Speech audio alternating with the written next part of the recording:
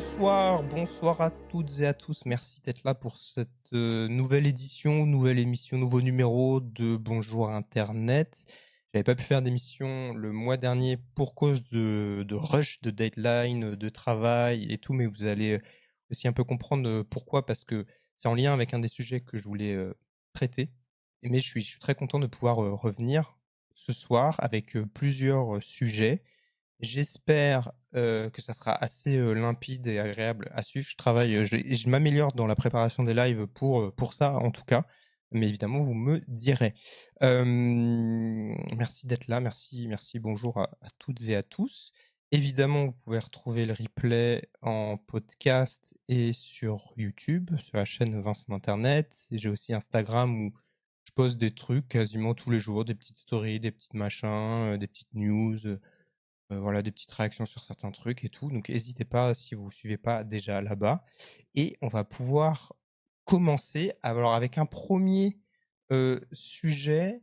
Pour commencer, en fait, je voulais juste revenir sur quelque chose que je vois de plus en plus, c'est les cross-posts. Donc les cross-posts, c'est ce qu'on appelle ces publications avec plusieurs auteurs, en gros, ou des marques en fait co-publient avec des influenceurs. C'est-à-dire que bon, c'est soit la marque, soit l'influenceur qui publie en premier, et ensuite vous pouvez, au moment de la publication, rajouter un co-auteur au post. C'est pour ça que vous voyez donc le post et souvent plusieurs auteurs, des fois 2, 3, 4, qui partagent la publication. Ça permet de faire apparaître cette publication dans la timeline des personnes qui sont abonnées aux différents comptes. Ça, voilà. Donc par exemple, il y a eu ce post fait par Adidas en co-publication avec Domingo pour une course du 10 km Adidas à Paris. Et donc, moi, je ne suivais pas Adidas, mais comme je suis Domingo, et ben, le post est apparu dans ma timeline quand même. C'est une collaboration, en gros, voilà, Domingo et un peu égérie pub pour le 10 km à Paris, organisé par Adidas. C'est quelque chose qu'on a vu aussi avec le compte de Couch, le podcast de Lena Situation. Ils ont fait une vidéo en collaboration avec Zalando. Donc, on voit bien sur le post en haut, voilà, Coach by Lena Situation et Zalando. Donc là, pour le coup, c'est Couch qui a publié la vidéo et ils ont ajouté Zalando.fr en co-auteur. Et en fait, moi, j'ai trouvé ça super intéressant parce que, comme j'aime beaucoup les sujets de publicité et de transparence, ben, en fait, ces collaborations commerciales, je trouve qu'elles sont pas indiquées comme les autres collaborations commerciales plus classiques. C'est-à-dire que là, il n'y a pas du tout d'indicateur collaboration commerciale, publicité, etc.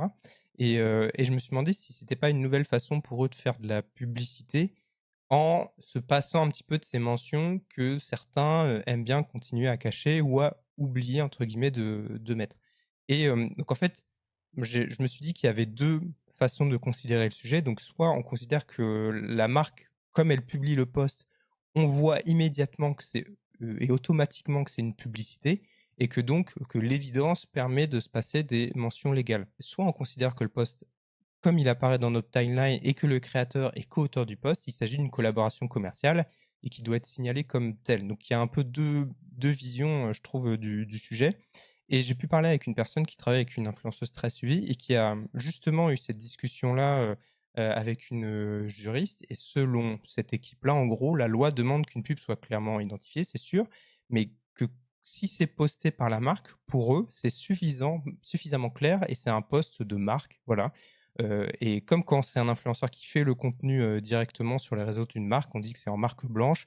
Ben voilà, ils estiment qu'il n'y a pas besoin de surpréciser entre guillemets que c'est une publicité et que voilà, il n'y a pas de mention à ajouter. Et s'il s'agit d'un compte média d'influenceurs, donc type Popcorn ou Couch, comme là je vous ai montré, il est a priori considéré par ces équipes-là que la mention n'est pas obligatoire, qu'elle a un statut de média et pas d'influenceur.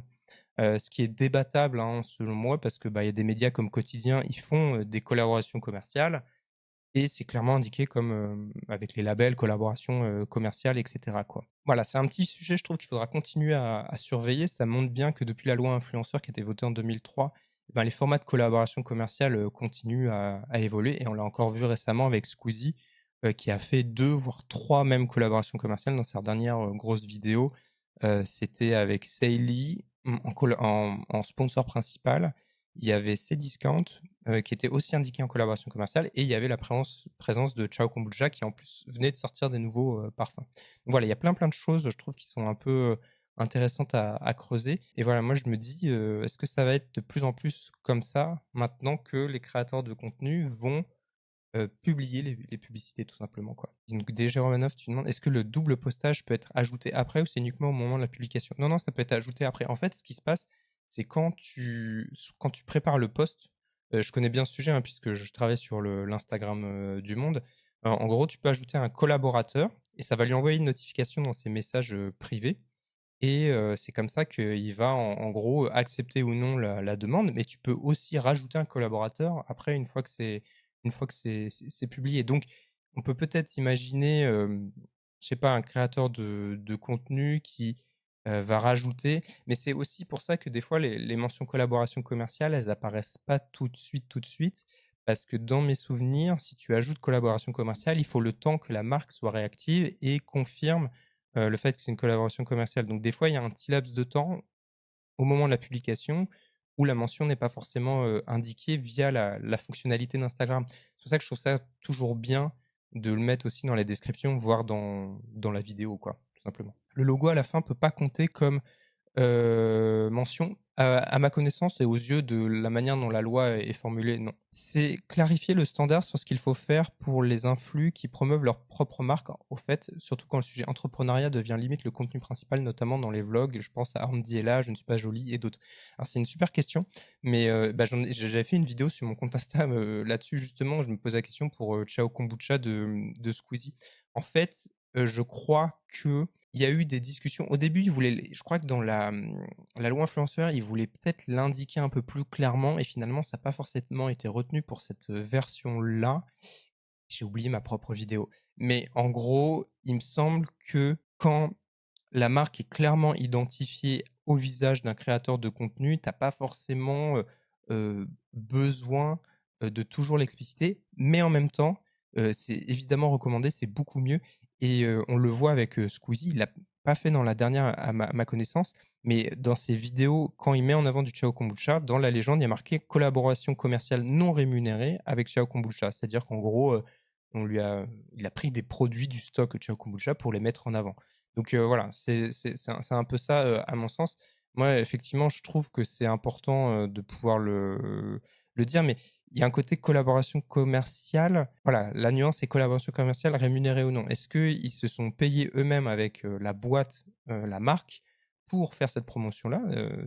Squeezie l'a déjà fait, mais dans ce cas-là, faut le préciser et s'il y a une mise en avant des produits, il faut quand même préciser que c'est une collaboration commerciale non rémunérée parce qu'il y a quand même une publicité où on rattache le visage familier, sympathique, aimé d'un créateur de contenu avec des objets que lui-même vend, en parallèle, quoi.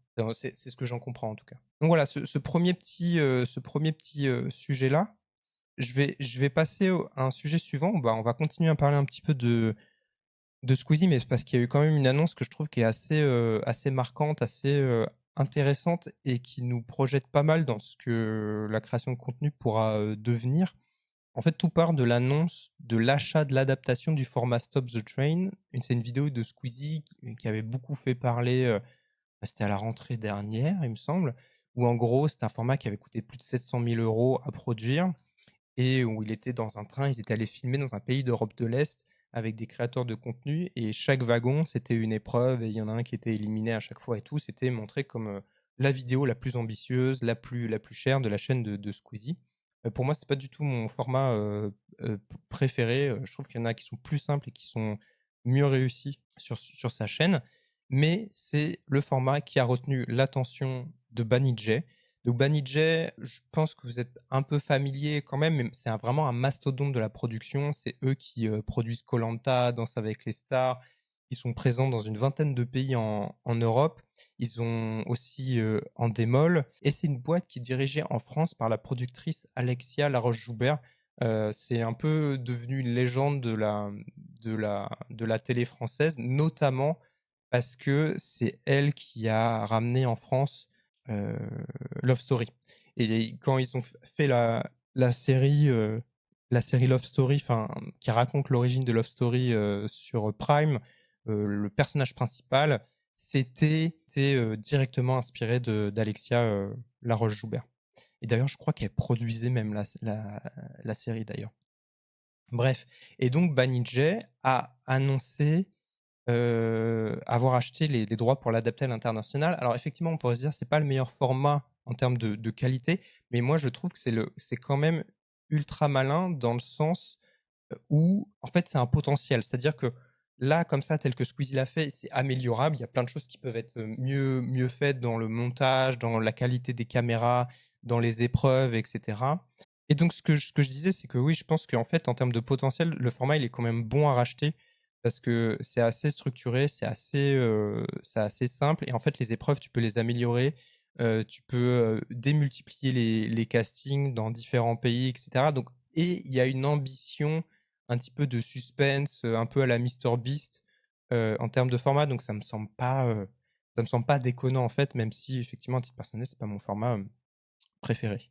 Ça a eu un énorme écho médiatique. Et en gros, la question que personne a, enfin, on n'a pas vraiment trop de réponses précises là-dessus, mais c'est que bon, Banijay a donc payé Squeezie pour acheter ses droits d'adaptation. Et si l'émission, le format est effectivement adapté dans d'autres pays, eh ben, Squeezie et son équipe, son agence derrière, vont retoucher d'autres droits, en fait, en plus.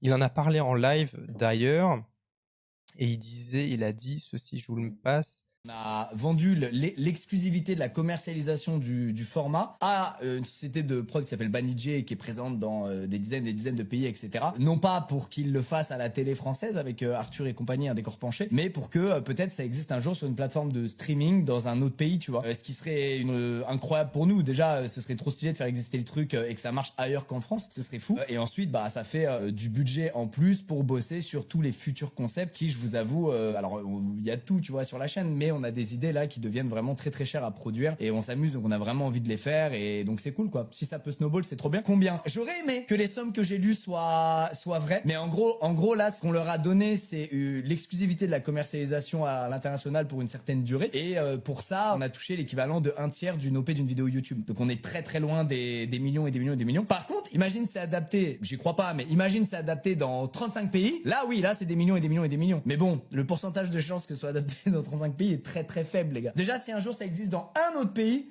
franchement, c'est génial. Et comment ça se passe quand c'est le cas? Bah, tu touches un pourcentage du budget de production dans le pays en question. Voilà, donc alors c'est malin de sa part de de pas donner de chiffres parce qu'en plus le budget même d'une sponsor de vidéo, il est mystérieux en soi. Ça peut être ultra variable, c'est-à-dire ça dépend du format, ça dépend du budget production au global. Donc un tiers de ça, c'est pas forcément ultra clair quoi. Est-ce qu'on parle d'un budget sponsor d'une vidéo à 700 000 ou d'une vidéo qui coûte 100 000? Donc c'est pas la même chose, c'est pas tout à fait la même chose, mais peut-être qu'on aura plus d'infos là-dessus à l'avenir. Et cette annonce, elle tombe aussi. Ça veut dire qu'ils feront jamais ce format sur la chaîne de Squeezie? Non, non, pas du tout. Au contraire, là, c'est une adaptation pour les autres pays.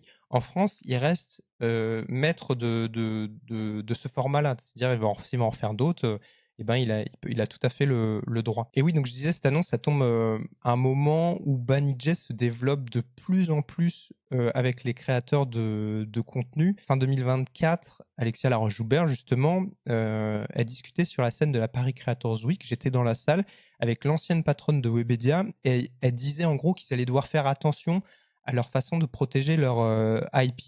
C'est-à-dire que les IPs, donc c'est les marques, j'en avais déjà un petit peu parlé, mais quand on dit un IP, genre Stop the Train, c'est une IP. Koh-Lanta, c'est une IP. Je sais pas, est-ce que le format que Hugo vient de lancer avec France, Hugo Décrypte vient de lancer avec France Télé, c'est une IP aussi. Alexia Laure-Jourbert, elle sous-entendait que les créateurs de contenu, soit ils s'inspiraient un petit peu trop de certains de leurs formats à eux chez Banijay, soit ils faisaient des reacts. Les streamers faisaient pas mal de reacts avec leurs émissions et que voilà, il allait falloir un petit peu, un petit peu contrôler ça quoi. Un an après, donc fin 2025, elle est revenue sur la scène de cette même Paris Creators Week avec deux annonces. Donc d'abord, elle a concrétisé ce qu'elle a appelé le Banijay Creator Lab. C'est en gros, ils autorisaient des youtubeurs et ils accompagnaient des youtubeurs à reprendre certaines de leurs IP pour en faire des adaptations sur YouTube. Alors, c'est des IP qui sont pas incroyables non plus de base, hein. C'est pas des IP, c'est pas koh etc. Il y avait notamment eu Spark Days qui était sur scène et qui avait annoncé son format adapté de Première Compagnie. Alors, Première Compagnie, c'est une télé-réalité qui date de 2005, qui a eu une saison dans mes souvenirs. Donc, on peut pas dire que c'est non plus une marque légendaire de la télévision française, mais il a pu l'adapter et il en a fait une vidéo qu'il a publiée il y a quelques temps. Voilà, ça s'appelle le bootcamp de l'extrême des influenceurs. Ils l'ont évidemment appelé un petit peu différent parce que Première Compagnie sur YouTube, c'est moins vendu, c'est moins vendeur. Ça a fait moins de 200 000 vues en 4 mois. C'est évidemment un format qui a mieux marché que d'autres vidéos à lui, mais par exemple, ça a beaucoup moins bien marché que son vlog à Coachella avec Lena Situation et Bilal Hassani, quoi. Donc voilà, c'est un succès qui est assez, qui est pas non plus démentiel. Il y a eu d'autres créateurs de contenu. Je crois qu'il y avait Louise Aubry notamment qui a adapté un autre format. Voilà, il y a eu d'autres choses comme ça. Voilà, c'est une première étape, c'est un début. On avait vu aussi Danse avec les stars d'internet qui avait été dealé par Michou. Ça avait très bien marché pour le coup. Et en plus, ils reviennent, je crois. Est-ce que j'avais cru voir qu'ils revenaient? Mais en tout cas, voilà, ça avait constitué une nouvelle brique au pont de construit entre la télé et Internet. Et Alexia Laroche-Joubert, elle avait aussi annoncé le projet POC, donc Proof of Concept. En gros, ça se présentait, là je vous lis hein, ce qu'elle mettait, elle mettait ça sur LinkedIn, elle avait fait un message. Ça se présente comme un espace qui valorise la créativité, un lieu pour déposer, vendre, acheter ou adapter des formats qui ont fait leurs preuves sur d'autres territoires dans un environnement sécurisé, simple et respectueux de l'IP. Donc voilà, c'était une autre manière pour Banijay de s'impliquer, s'implanter un peu plus encore dans le monde de la création de web, la création de contenu, avec pour le coup, là, on n'a pas encore énormément de détails sur la manière dont les droits seront gérés, dont les revenus seront répartis entre Banijay, les créateurs, et cetera et tout. Effectivement, pas de fusée sur son post LinkedIn, c'est dommage, mais il y a quand même un petit emoji, des sauts de ligne, et cetera. Donc ça reste quand même LinkedIn compatible, on va dire, quand même, on peut dire ça. Voilà, donc je ne sais pas si le rachat de Stop the Train s'inscrit dans ce projet-là ou pas, ça, on n'a pas forcément eu d'infos dessus. Mais tout ça pour dire que ce rachat, c'est une suite qui est vraiment logique et prévisible par rapport à ce que Banijay prévoit depuis plus d'un an maintenant. Et c'est sûrement qu'une étape vers soit, je sais pas, une fusion ou une réappropriation de la création web par des acteurs historiques des médias. Et notamment parce que j'ai aussi eu vent de rachats en cours d'agences de créateurs. Il y a des structures européennes, notamment espagnoles, qui s'intéressent et veulent s'étendre à des territoires comme le territoire français. Et puis il y a eu l'annonce du rachat de Bump qui a été partagée par La Lettre. Donc j'ai plus le lien là, mais je vous le retrouverai pour la description. Ils ont annoncé qu'en gros, alors moi on m'avait expliqué aussi, mais La Lettre en a parlé, que Publicis, qui est une énorme boîte de communication française, ils étaient sur le coup pour acheter Bump, mais que ils sont finalement renoncés parce que le fonds d'investissement Impala de Jacques Verrat, ils ont mis plus sur la table. Donc Jacques Verrat, c'est quelqu'un qui a fait Polytechnique dans mes souvenirs. C'est la 35e fortune de France, je crois. Il est au board, il est au conseil d'administration de Fnac Darty. Voilà, donc c'est quelqu'un qui est très, très, très implanté. Et donc, BUM serait rassemblé au sein d'une holding qui s'appelle Impala sous le nom du holding, donc d'Impala, donc ce fonds de rachat. Ça s'appellerait Paradis et ça serait rattaché à une agence d'acteurs et d'actrices qui s'appelle Adéquat et qui est dirigée par Mathieu Viala. Voilà, c'est plein de noms, plein de trucs, mais en gros, ce qu'il faut retenir, c'est que ça permettrait un rapprochement supplémentaire entre créateurs de contenu et figures du cinéma. Et on a déjà vu que les deux mondes étaient vachement de plus en plus rapprochés, que les acteurs, que les musiciens aussi préféraient maintenant faire leur promo chez des créateurs de contenu où ils ont moins à parler du film que de montrer un visage sympathique. Ou voilà, encore une fois, maintenant les acteurs de cinéma qui étaient jusque-là très mystérieux, etc., jouent sur une corde parasociale pour nouer un lien avec leur audience et leur donner envie d'aller voir leur film, non pas parce que le film forcément intéresse les gens, mais parce qu'on ressent une sympathie pour eux. Et on le voit très bien avec Pierre Ninet. Je trouve il a fait énormément de promotions pour Gourou chez énormément de créateurs de contenu. Il y a eu Popcorn, il y avait eu, je crois qu'il y a eu peut-être eu Hugo Décrypte à un moment. Enfin bref, il avait fait beaucoup de vidéos comme ça. Mais en même temps, ça interroge un petit peu sur la manière dont, comment dire, eh ben, une vidéo YouTube, qui sera, je sais pas, une vidéo de Squeezie qui inviterait des acteurs qui viennent de cette agence réunis sous la même holding que Bump, ça va peut-être aussi poser des questions sur, on va dire, la spontanéité du contenu face à des enjeux marketing qui dépassent un peu nous autres simples abonnés, spectateurs de ces vidéos-là, quoi. Donc le rachat devrait être finalisé, annoncé bientôt. Moi, j'ai vu qu'il avait été finalisé dans une newsletter, mais il n'y a pas eu d'annonce officielle. Et par contre, je pense que c'est intéressant aussi un petit détail supplémentaire sur Bump qu'on m'a rapporté, c'est qu'il y a un certain nombre d'agents, de créateurs de contenu qui partent de Bump depuis quelque temps, et où il y a une mise en avant plus poussée des commerciaux, donc les gens qui ont plus négocié avec les marques par rapport aux agents qui accompagnent les créateurs dans leur projet. Donc à voir la manière dont le rachat de Bump va impacter à la fois les équipes, les créateurs de contenu qui restent ou non, et aussi quelle sera la nouvelle dynamique et quels seront les nouveaux objectifs pour Bump dans ce nouveau contexte-là, quoi. Voilà. YouTube versus la télé, ça n'aura pas duré très longtemps avec ceux qui étaient pourtant en première ligne de l'opposition. En fait, je pense qu'il n'y a pas forcément. Enfin, comment dire?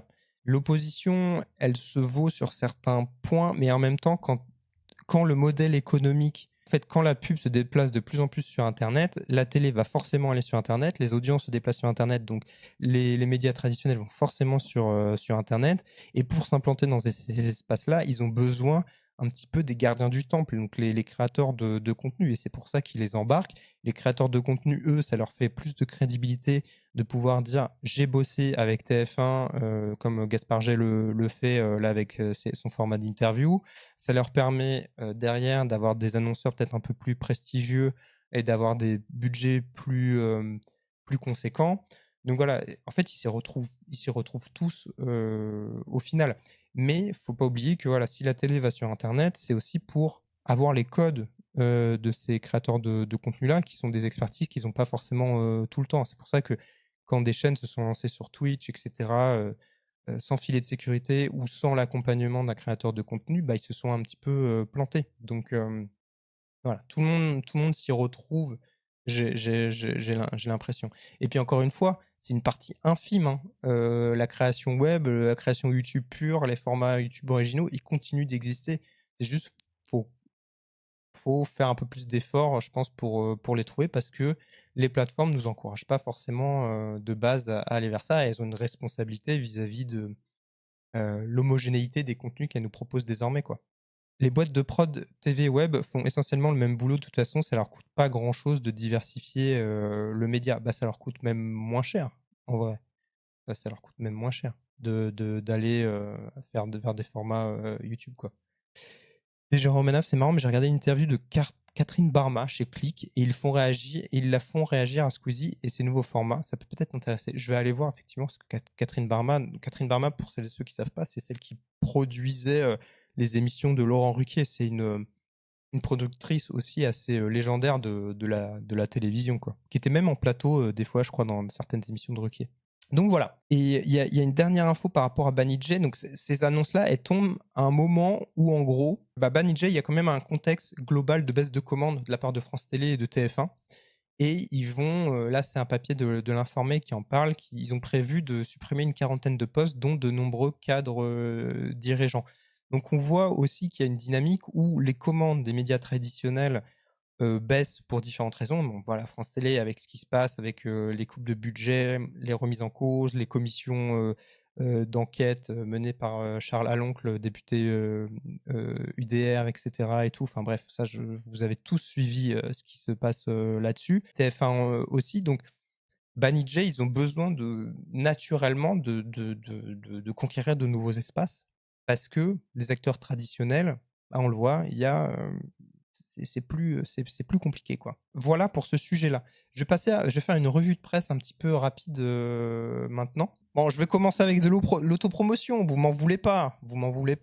J'ai publié 2 articles ces dernières semaines, un sur ce qui s'est passé avec le CNC, mais je vais y revenir après parce que c'est un sujet sur lequel je vais revenir en détail, après.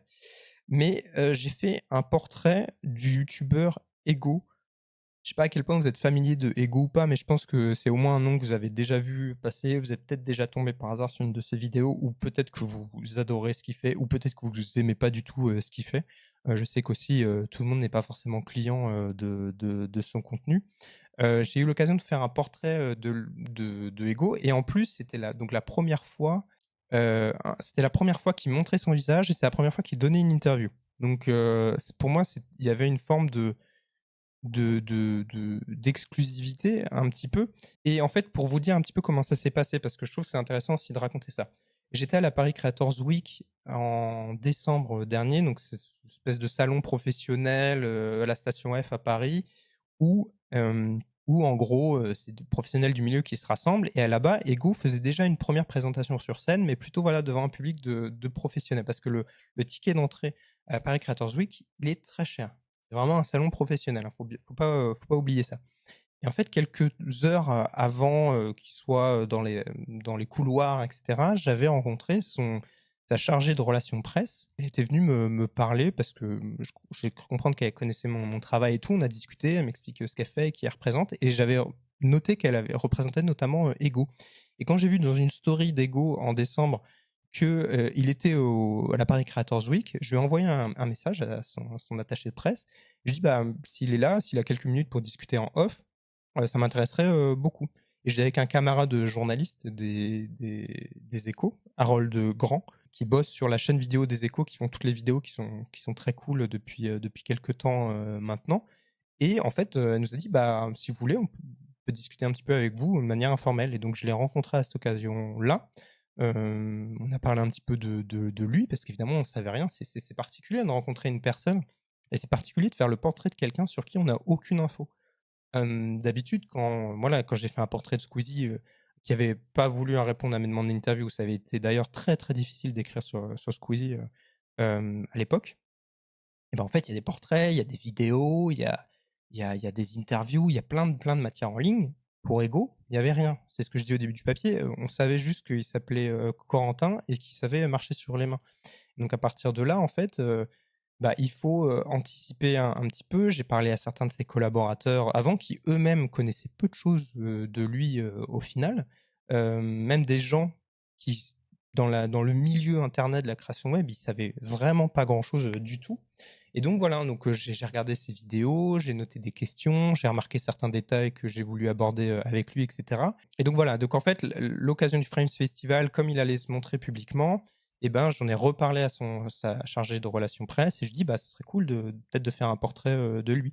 Donc il y a eu pas mal d'échanges, un petit peu, je dirais pas forcément de la négociation, mais en gros, quel cadre on pose à l'interview, etc.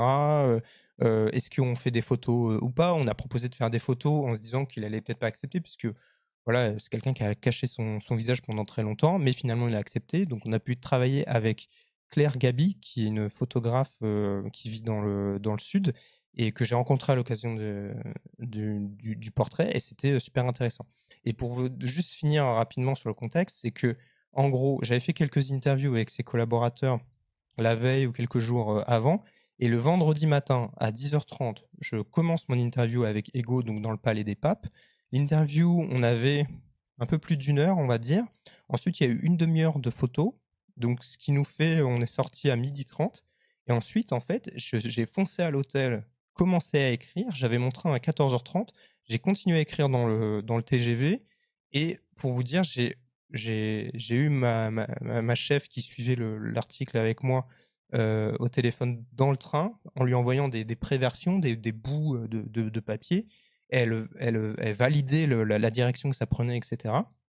Et j'ai vraiment envoyé la dernière version complète du papier en partage de connexion sur un banc à la gare en revenant à Paris. Et après, voilà, on a finalisé, on a reprécisé certaines choses, etc. On a reçu les photos. Et le but, c'était que le papier sorte une demi-heure avant que lui monte sur scène. Le lendemain, parce qu'il montait sur scène au Frames Festival pour présenter sa nouvelle vidéo qu'il a diffusée là il y a quelques jours. Donc voilà, c'était un peu ça le contexte. C'est un personnage qui est ultra intéressant à plein de niveaux. Vous vous doutez bien que dans l'article, il n'y a qu'une partie des choses dont on a parlé. On a parlé de plein de choses. Il a fait un voyage en Australie. Voilà, on a parlé de l'armée, etc. et tout. Il y a des sujets que on a forcément abordés parce que c'est quelqu'un qui est très intéressé et qui se dit lui-même représentant de l'altruisme efficace, qui a un courant de pensée philosophique de philanthropie qui pose pas mal de questions quand même, qui interroge. Le fait qu'ils se disent à la fois transhumanistes et anticapitalistes. Et donc, il y a eu pas mal de... Il y a pas mal de choses. Et en fait, là, c'était, on va dire, une introduction de Ego Corentin au public via cet article. Et moi, je vais suivre ça de manière... je vais vraiment suivre ça de manière très intéressé sur l'évolution de ses vidéos, l'évolution de ses projets, parce il a une ambition qui est assez marquée. Il veut construire un groupe média, presque un empire, hein, et de voir comment sa vision du monde et des fois aussi les aspects qui peuvent être contradictoires, hein, parce que c'est vrai que c'est pas instinctif de se dire comment on peut être anticapitaliste et transhumaniste, l'altruisme efficace, etc. Enfin, il y a plein de choses, il y a plein de mouvements de pensée dont il se revendique. Et je trouve ça très intéressant de voir comment il va s'emparer de ça, comment il va l'amener ou non dans les contenus qu'il va proposer et tout. Donc voilà, c'est à suivre, j'ai envie de dire. Et c'était très intéressant à faire, c'était pas facile.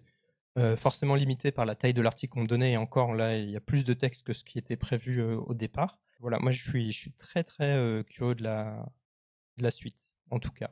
Pourquoi il a accepté de le faire avec moi, cette interview? Parce qu'on s'était déjà rencontrés en décembre, que sa chargée de relations presse connaissait mon travail, et que je pense qu'ils estimaient que je connaissais suffisamment le milieu, son économie et ses contenus pour proposer une discussion qui allait être pertinente. Je ne sais pas s'ils ont pensé ça, mais moi je suis content d'avoir eu cette opportunité-là. Voilà. Petite news aussi, Océane, la youtubeuse Océane, elle a rejoint l'agence derrière le podcast Légende. Donc l'agence, c'est Influx. C'est l'agence de Manuel Diaz dont on a déjà parlé, qui représente notamment, je sais pas, Laurent Baffy, Léo Duff, Hardisk, Romain Laneri, et, Le Crayon. Il représente Le Crayon. Et en gros, donc Océane a rejoint cette. Et je sais pas si vous vous rappelez, on en avait parlé, mais à l'époque, quand on regardait les profils d'Influx, il y avait que des hommes. Il y avait une des personnes du Crayon qui était une femme, et c'est très raison. Il y a Ludoc aussi, effectivement. La première femme que l'agence recrute. Ils ont aussi recruté donc le compagnon de Océane qui est le motif, qui est un producteur de musique, créateur de contenu, entrepreneur. Enfin, il fait plein de trucs. Et il a aussi rejoint Influx. Et l'ambition pour Océane, c'est de faire des projets toujours plus ambitieux. Et on le voit, elle revient avec beaucoup de vidéos YouTube dernièrement. Donc voilà, donc ça je trouve que c'est à suivre de voir aussi comment son contenu va évoluer du fait de cette nouvelle association. Si le côté agroalimentaire chez les créateurs de contenu vous intéresse, il y a ce papier de Télérama qui creuse évidemment les sujets des pizzas de Mister V, des kombucha de Squeezie, etc. Donc ça, assez intéressant. Il y a eu une enquête qui est sortie sur Maison Grise, qui est un sujet que j'avais essayé de creuser en octobre dernier, mais des personnes concernées me disaient qu'elles n'étaient pas trop passantes pour parler, parce qu'elles parlaient peut-être de suite judiciaire, mais j'ai pas eu de nouvelles de ça et tout, donc c'était resté un peu dans les limbes. Et voilà, donc Maison Grise, donc le collectif du youtubeur Pierre Cross, qui n'existe plus vraiment en tant que tel. Maintenant, c'est plus une boîte de production. Voilà, donc il y a des anciens membres du collectif qui parlent d'allusions sexuelles et d'insultes répétées. Voilà, d'une ambiance assez toxique, qui sont récusés par la direction. Voilà, je pense que c'est important de le signaler. Il y a cet article de BFM qui revient sur la présence croissante des politiques chez les youtubeurs. Alors, j'ai pas compris pourquoi les jeunes Guillaume Play ne sont pas évoqués. alors que c'est quand même une plateforme où beaucoup de plus en plus de politiques vont et où de plus en plus de politiques vont aller. Mais ça parle pas mal de Samzira. Voilà, donc c'est un bon résumé, même si encore une fois, je trouve ça dommage que ça parle pas de Guillaume Pley. Par ailleurs, si ça vous intéresse, là, je vous conseille fortement, il y a, Samzira et Usul se sont retrouvés dans, l'émission de François Saltiel que j'aime beaucoup sur France Culture. Voilà, c'est pour, en gros, parler de comment les créateurs de contenu deviennent des nouveaux relais de la parole politique et c'est très intéressant de voir le décalage, réel qu'il y a entre les 2 et en même temps la conviction entre les 2 d'avoir une approche, qui est la bonne, quoi. Ça, c'est assez, voilà, c'est rare d'avoir Usul et Samzira sur un même plateau, donc vraiment, je vous encourage à aller voir si ça vous intéresse. Sur à peu près des sujets similaires, donc voilà, il y a Gaspard G qui a donné une interview à, Télérama pour le lancement de son format avec, TF1. Voilà, bon, Gaspard G, c'est quelqu'un qui parle quand même beaucoup, en interview, sur LinkedIn et cetera. Donc, si vous le suivez un peu, vous n'allez pas forcément apprendre beaucoup de choses sur sa posture, mais je trouve que c'est quand même intéressant, de signaler ça, notamment, quand c'est Télérama qui lui donne cette place-là. J'ai écouté ce podcast, c'était vraiment la rencontre de 2 mondes sur France Culture. En plus, oui, oui, c'était assez fascinant. Il y a eu la commission d'enquête au Sénat avec Gaspard G, Hugo et Jean Massier aussi. Oui, oui, mais ça on n'a rien appris, de je trouve ultra, intéressant dedans. Les questions, bah, c'est des questions de sénateurs qui sont très en surface et les sénateurs, c'était assez ouais, les sénateurs, ils étaient fans de Hugo Décrypte, quoi. Vraiment, il y avait ce truc-là. Donc, non, non, voilà, vous pouvez regarder la commission d'enquête au Sénat si vous voulez, il y a les replays et tout. Mais en fait, je sais plus qui c'est qui disait ça. Désolé si je retrouve plus, mais on apprend plus sur les personnes qui posent les questions et de leur vision de ce monde-là que sur les personnes qui répondent aux questions. Je sais pas si vous voyez ce que je veux dire. Voilà, il y a eu un papier du Figaro Madame sur la façon dont des personnes, des femmes pour le coup, quittent leur métier pour, devenir créatrices, de contenu. Voilà, c'est un retour un petit peu d'expérience. C'est un papier un peu différent, je trouvais dans l'angle. Hem, Là, ça revient un petit peu aussi à des sujets dont on parlait tout à l'heure, mais plus côté média. C'est le titre, en fait, c'est juste pour le titre. Après avoir licencié dans sa rédaction, le Washington Post se tourne vers des créateurs de contenu pour signer des deals. En gros, c'est-à-dire qu'il y a ce truc un peu grandissant de comment les médias, la presse, va se tourner de plus en plus vers des créateurs de contenu et délaisser des profils journalistiques plus traditionnels pour bah, s'implanter mieux sur les réseaux sociaux, et cetera et donc voilà, il y a eu un peu ce voilà, il y a un peu ce mouvement de fond-là qui est en train de se mettre en place. Pour moi, les payer aussi, bah, ça dépend, en fait. Ça dépend parce que quand tu vas chercher un créateur de contenu en fait, c'est-à-dire que je pense que tu vas te passer de plus de journalistes, mais tu vas recruter un ou 2 créateurs de contenu. Donc en fait, en termes de budget, tu vas les payer plus parce que les créateurs de contenu, ils vont pas venir dans un média où ils seront plus encadrés, peut-être un peu moins libres aussi, s'ils s'y retrouvent pas, financièrement. Et là, récemment, c'est un youtubeur belge qui est présenté un petit peu comme le Hugo, Décrypte belge. C'est dans la newsletter, bah, de Harold Grand qui s'appelle Publisher, d'ailleurs. Il fait une interview de ce créateur de contenu belge qui lance un format d'information quotidien sur l'actu européenne, l'actu politique européenne avec Arte. Arte, ils sont allés chercher ce profil-là en particulier et l'ont démarché pour avoir quelqu'un qui leur, permet de s'implanter mieux sur, les réseaux sociaux, quoi.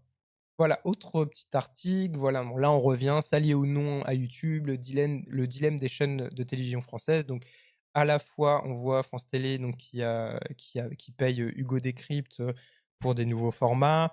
TF1 le fait avec Gaspard G, mais en même temps, le patron de TF1 est ultra véhément avec YouTube, la plateforme YouTube, en estimant qu'ils ont trop de ils sont pas assez, régulés et ils payent pas assez de taxes et cetera. Donc il y a un vrai enjeu de fond et il y a une relation presque conflictuelle, hein, entre YouTube France et Rodolphe Belmer qui, sont un peu, voilà, il y a des prises de parole interposées et cetera et tout, donc c'est assez intéressant, à suivre, et voilà et les médias s'interrogent. Bon, bah, France Télévisions, eux, en plus, ils viennent d'annoncer qu'ils allaient mettre leur catalogue de contenus d'information sur YouTube avec une sorte de deal où, en gros, ils vont pouvoir faire leur propre régie publicitaire. Mais si j'ai bien compris, ça, c'était pas forcément sorti tout de suite dans les médias.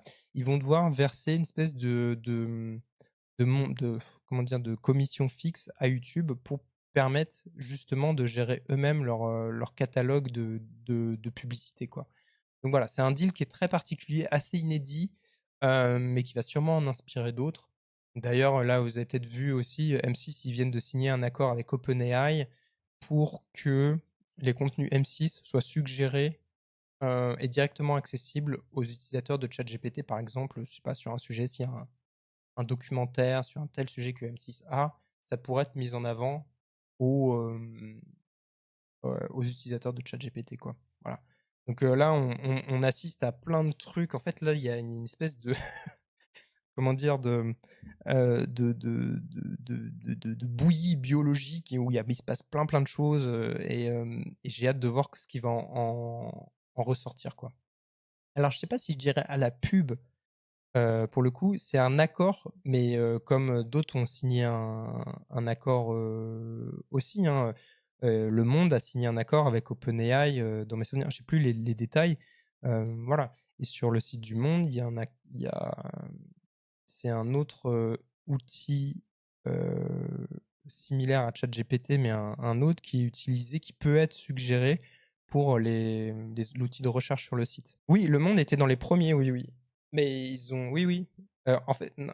Il y a eu un accord avec OpenAI et pour Le Monde, l'outil de recherche, c'est Perplexity, mais il y a les 2. C'est 2 choses, différentes. Donc voilà, hein, ça se développe de plus en plus. Bref.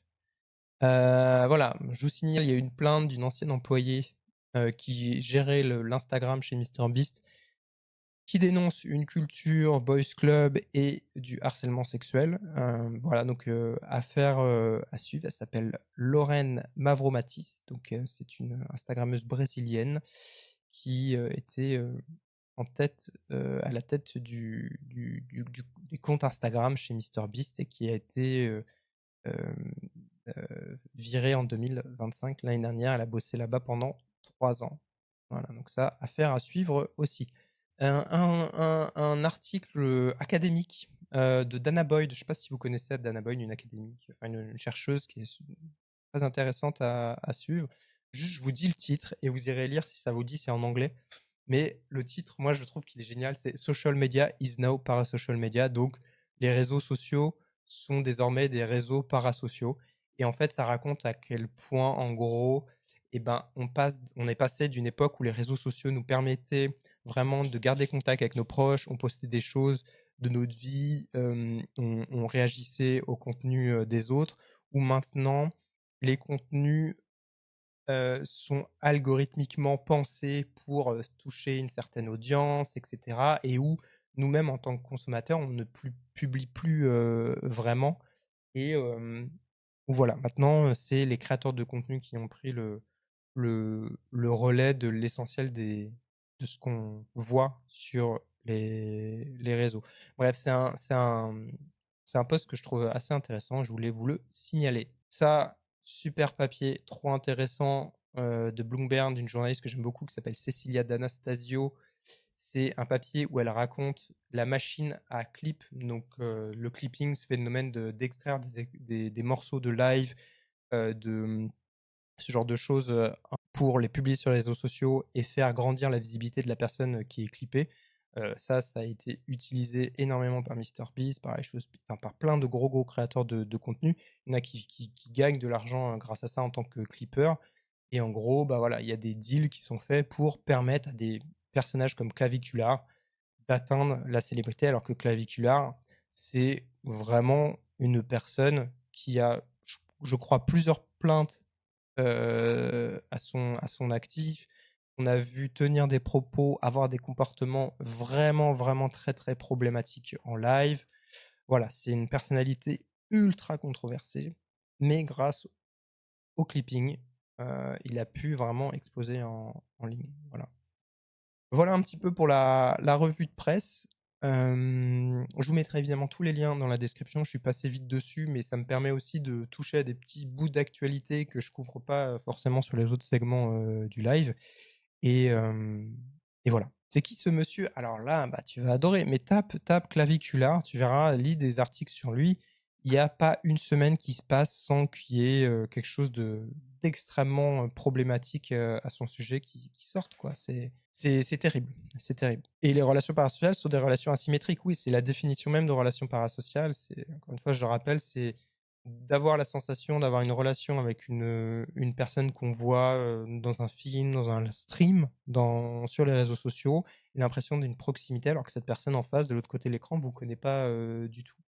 Et c'est ce qui, pour moi, est un peu la clé de voûte du système de l'influence aujourd'hui. C'est par ça que se tiennent énormément de business de créateurs de contenu. C'est parce qu'ils ont ce lien de confiance qui est établi, mais qui est de plus en plus challengé à fur et à mesure que leur niveau de vie se décale de plus en plus par rapport au niveau de vie de leur audience, quoi. Voilà. Effectivement, là, je pense que la fiche Wikipédia de Claviculaire, elle est garnie, quoi. Et c'est vraiment notamment sur tous les trucs de se taper la mâchoire avec un marteau, enfin tous ces trucs pour le faire du Joe Maxing, enfin tout ce qui est en maxing, globalement, Claviculaire l'a fait et c'est l'évolution, je pense qu'on peut dire que c'est l'évolution du masculiniste tel qu'on le voyait ces dernières années déjà bien marcher. Lui, c'est encore un step supplémentaire, quoi. Bref, on va passer au gros premier sujet. C'était impossible pour moi de ne pas parler de ce qui s'est passé avec le fonds CNC, parce que ça touche un nombre important de vidéastes en France. Des vidéastes qui sont pour la plupart dépendants de ces aides, enfin pour la plupart, pour beaucoup dépendants de ces aides plutôt, et dont la carrière peut basculer s'ils reçoivent cet argent ou si ce soutien n'existe plus. Euh, et puis comme j'étais au Frames Festival, que j'étais dans la salle où l'annonce a été faite, je me suis dit que ça serait logique d'en parler avec une perspective un peu plus détaillée de ce que j'ai pu écrire sur mon compte Instagram ou dans l'article que j'ai fait pour Le Monde. Donc, pour revenir un petit peu avec du contexte, en 2017, le CNC, il lançait le CNC Talent pour soutenir la création web, avec un fonds de 2 millions d'euros par an destiné à soutenir les jeunes créateurs qui se lancent, des chaînes déjà établies ou des projets en particulier comme des documentaires ou des séries. Le CNC Talent, c'est devenu un soutien vraiment indispensable pour beaucoup de vidéastes, hein. Le CNC dit qu'ils ont soutenu plus de 700, alors 700 créateurs de contenu qui ont été soutenus ou 700 projets, ça, jamais, j'ai vu des informations un peu contradictoires, mais c'est quand même beaucoup. Euh, et certains l'ont obtenu aussi plusieurs fois, hein, bien sûr. Manon Bril, par exemple, dans le cadre de mon papier, m'expliquait que pour elle, ça l'avait aidé à se professionnaliser, à s'entourer d'autres personnes, etc. Et, d'autres équipes.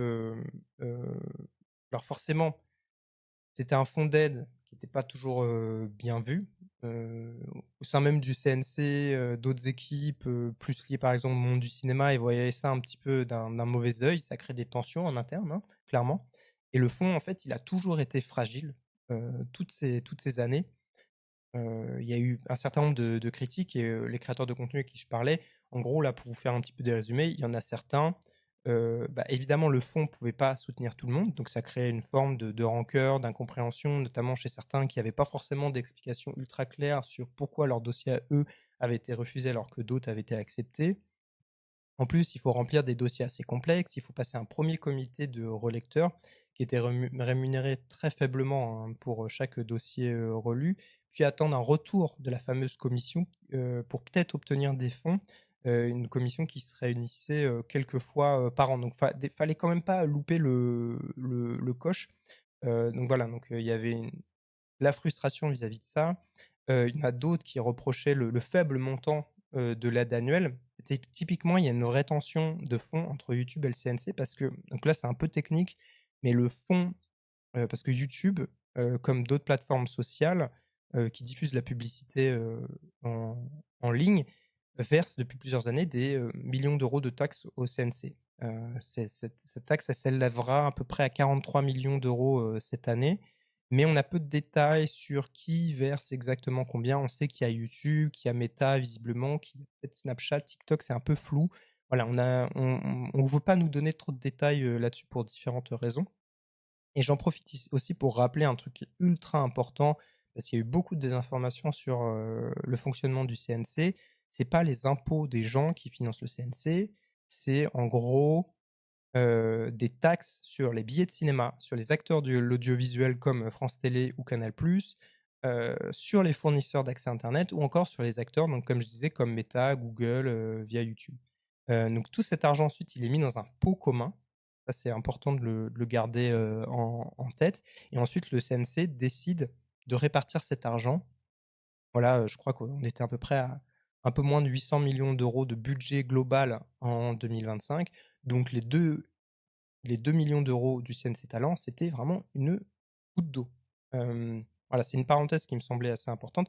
Taker, je vais répondre un petit peu à ça juste après, mais tu vas voir, je pense que ça va répondre un petit peu à ta question. Donc certains vidéastes, ils étaient aussi agacés par la présence dans la commission de personnalités issues du cinéma qui ne connaissaient pas du tout la création de contenu en ligne, hein. Des fois, il fallait leur expliquer ce que c'était Twitch, et cetera et tout. Il y a des influenceurs aussi d'extrême droite, comme le Raptor Dissident, qui avait déjà publié il y a plusieurs années des vidéos pour accuser la commission de petits arrangements entre certains vidéastes. Il y avait globalement une suspicion de copinage qui a duré toutes ces années-là. Et je sais que c'est quelque chose sur lequel l'extrême droite s'appuie beaucoup pour dénoncer ce fonds d'aide, et notamment depuis un mois et demi. Mais on peut pas nier qu'il n'y ait pas eu de problème à différents moments, notamment des gens qui, par exemple, déclaraient pas des conflits d'intérêts lors de commissions. Et j'ai eu plusieurs témoignages qui allaient dans ce sens-là. Il n'y a pas si longtemps, la ministre de la Culture, lors des questions au gouvernement, elle a répondu à ce sujet-là et elle a dit qu'il allait avoir en gros des enquêtes, quoi, qu'en gros, que le CNC, par rapport au CNC Talent, allait voir s'il n'y a pas eu des problèmes sur l'utilisation de l'argent, si les projets avaient pas respecté ce qui avait été annoncé au moment des dossiers et des commissions. Voilà, donc il y a eu, il y a quand même voilà, une reconnaissance du CNC aussi qu'il y a eu des problèmes. Il rappelait que c'est un format qui était assez expérimental et que justement, c'est parce qu'il y a eu ces dysfonctionnements-là que le CNC a réformé l'année dernière ce fonds d'aide. Maintenant, c'est le fonds d'aide pour les plateformes sociales. Ils ont réajusté les types d'aide, etc. Les dossiers sont plus exigeants aussi. Maintenant, les créateurs de contenu qui font de l'information, de l'actualité, ça va être très compliqué pour eux d'avoir des aides parce que le CNC, en gros, eux, ils rappellent que ce qu'ils font, c'est d'abord soutenir la fiction en priorité, les contenus artistiques. Donc voilà, pour eux, il y avait une contradiction à laquelle il fallait mettre fin. Et puis voilà, c'était 8 ans d'expérimentation dont ils tiraient les leçons avec cette nouvelle formule. Ce qui nous amène à la première commission qui devait avoir lieu début avril. Et quelques jours auparavant, donc il y a Ultia, la streameuse Ultia, qui prend euh, la parole en live, qui en parle de manière en début de chat, en début de live, de manière un peu informelle, où elle explique qu'elle a été sélectionnée pour être jurée dans la commission pour 2 ans. Disait qu'elle était très heureuse d'y être, notamment parce qu'il y a un côté très scolaire. Elle comme elle se décrit elle-même comme quelqu'un d'assez scolaire. Le fait de devoir voilà analyser des dossiers, donner des avis précis, etc. Ça lui plaisait. Et puis elle plaisantait sur les remarques qu'elle mettrait, par exemple, sur son ami le streamer Rivenzi s'il déposait un dossier. Donc il y a un ton un peu léger, assez humoristique. Puis le chat a commencé à mentionner des accusations de copinage faites il y a longtemps contre Solange Te Parle, visée justement notamment par le Raptor dissident. Donc Ultia a dit qu'elle n'est pas au courant de ça. Puis le sujet commence à arriver sur le sujet de la subjectivité. Alors je vais vous montrer un peu un extrait, ça risque d'être un petit peu long, mais je pense que ça vaut le coup parce que comme il y a eu des extraits, des cuts, etc., je pense que ça vaut le coup de le remettre un petit peu dans le contexte, quoi, que vous voyez un petit peu à quoi ça c'était. Ouais, mais j'ai déjà entendu des histoires de copinage dans le jury. Après, je ne sais pas quelle est la réalité. Bah, je vous dirais, en tout cas, moi, pour être honnête avec vous, c'est évident. En fait, en gros, c'est évidemment subjectif. Enfin, on ne peut pas être objectif. C'est impossible. Donc, c'est évident que c'est subjectif. C'est pas pour rien qu'on est une bonne dizaine. C'est parce que, bah, justement, il y a des gens qui vont être en mode, mais non, là, tu déconnes, ou genre, on est là pour se contredire si on le veut ou si on le peut. Voilà. Et moi, je vais être honnête avec vous, s'il y a des projets qui sont poussés par des gens que j'aime bien, c'est d'une évidence sans nom que si je trouve de mon côté le projet pertinent, je vais saucer le projet en fait. Mais genre, sans déconner, tu vois. Enfin, c'est logique. Si demain Rivenzi il poste un projet pour le CNC, c'est évident que je vais être en mode bah ouais mec, prends ta thune du CNC et fais ton projet, je te soutiens en fait, c'est évident, c'est mon ami. Mais si c'est un projet qui m'implique moi ou que moi je propose, là ils me font sortir de la pièce. Et j'ai pas le droit de juger, tu vois. Par contre, les autres membres du jury, bah, ils savent que c'est moi. Donc du coup, peut-être que là aussi, ils auront développé de la sympathie envers moi. Et que si mon projet est bien ficelé, ils voudront le financer. C'est évident en fait. Mais pour moi, c'est impossible que ça soit pas le cas. Tu vois. Non, les projets ne sont pas anonymisés. En fait, c'est impossible d'anonymiser des projets parce que en gros, le CNC doit vérifier par qui c'est incarné. Et même aussi, alors déjà pour des raisons de, imagine si c'est quelqu'un qui baigne dans des trucs chelous, moi je vérifie par exemple à chaque fois si cette personne n'a pas été dans des scandales ou des trucs qui me... Tu vois, si c'est un projet proposé délibérément par quelqu'un d'extrême droite, désolé, bah non en fait, je vais regarder en fait. Donc déjà de 1. Et ensuite, qu'est-ce que je voulais dire donc background check, voilà. Et au-delà de ça, il faut aussi que le projet marche en fait, parce que si c'est quelqu'un qui a, désolé, mais 1000 followers sur YouTube et qui fait 300 vues par vidéo, désolé, mais cette personne, enfin les vidéos vont pas forcément marcher. Le CNC débloque des fonds pour des trucs qui fonctionnent en fait, qui peuvent fonctionner en tout cas. Pas forcément buzzer, on parle pas de 2 millions de vues par vidéo, etc. Mais c'est logique aussi que le CNC soit en mode, bah, cette personne, elle a déjà fait ses preuves, elle a déjà des abonnés, il y a déjà des vues, on va lui financer ses futurs trucs pour qu'elle puisse voir les choses en grand, tu vois. Voilà, donc là, je vous ai mis l'extrait en longueur, comme ça, vous le voyez sans coupe, etc. Parce que, et là, je vois plusieurs remarques, et bonjour à ceux qui nous rejoignent aussi. Je voulais vous montrer l'extrait complet, parce que ce qui s'est passé après, ça a pris des proportions assez inattendues, on va dire. Voilà, donc chacun peut se faire son avis. J'ai parlé à Ultia quelques jours après pour mon article pour Le Monde, et en gros, elle reconnaissait une maladresse, mais elle partageait aussi son choc vis-à-vis de la décision du CNC et la vitesse à laquelle elle a été prise. Parce que ce qu'il faut voilà, bien comprendre, c'est que des extraits de ce live ont été repris par Twitch Gauchiste, qui a un compte présent sur X et qui est régulièrement accusé de proximité avec l'extrême droite parce qu'il relaie essentiellement des prises de parole de créateurs de contenu identifiés comme de gauche. Il y a un papier de Street Press qui en parle très bien, qui a été écrit par Pauline Ferrari, que je vous conseille de lire si ce n'est pas déjà fait. Mais voilà, donc le tweet, qui est donc perçu par ce compte comme incriminant, a été énormément diffusé sur X, a occasionné du harcèlement, des insultes, et a déclenché une série de conséquences ouais, assez imprévisibles. Et en fait, ce qui s'est passé, c'est que le CNC a vu l'ampleur que ça a pris sur X. Donc eux, ils m'ont dit qu'ils avaient vu à la fois le tweet et qu'ils avaient regardé la séquence dans sa globalité. Et ce qu'ils ont fait, c'est qu'ils ont essayé de joindre Ultia. Ultia, à ce moment-là, dans l'après-midi, quelques heures à peine après la diffusion des extraits, elle était en tournage. Ils ont pu parler à son bras droit, enfin la personne qui travaille directement avec Ultia, mais ils n'ont pas pu parler avec elle. Et ils ont décidé de faire le tweet annonçant la suspension en fait d'Ultia de la commission. C'est-à-dire qu'elle est mise à l'écart parce qu'ils estiment qu'elle n'a pas respecté les règles de déontologie, d'impartialité et le droit de réserve. Le droit de réserve aussi, c'est assez important.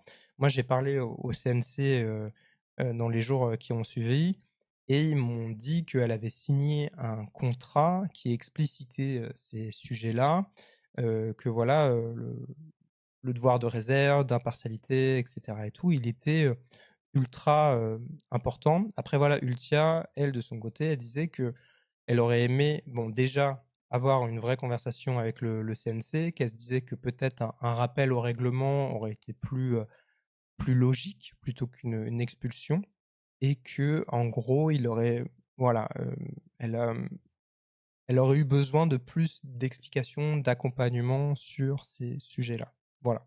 En gros, un petit peu les positionnements des deux personnes.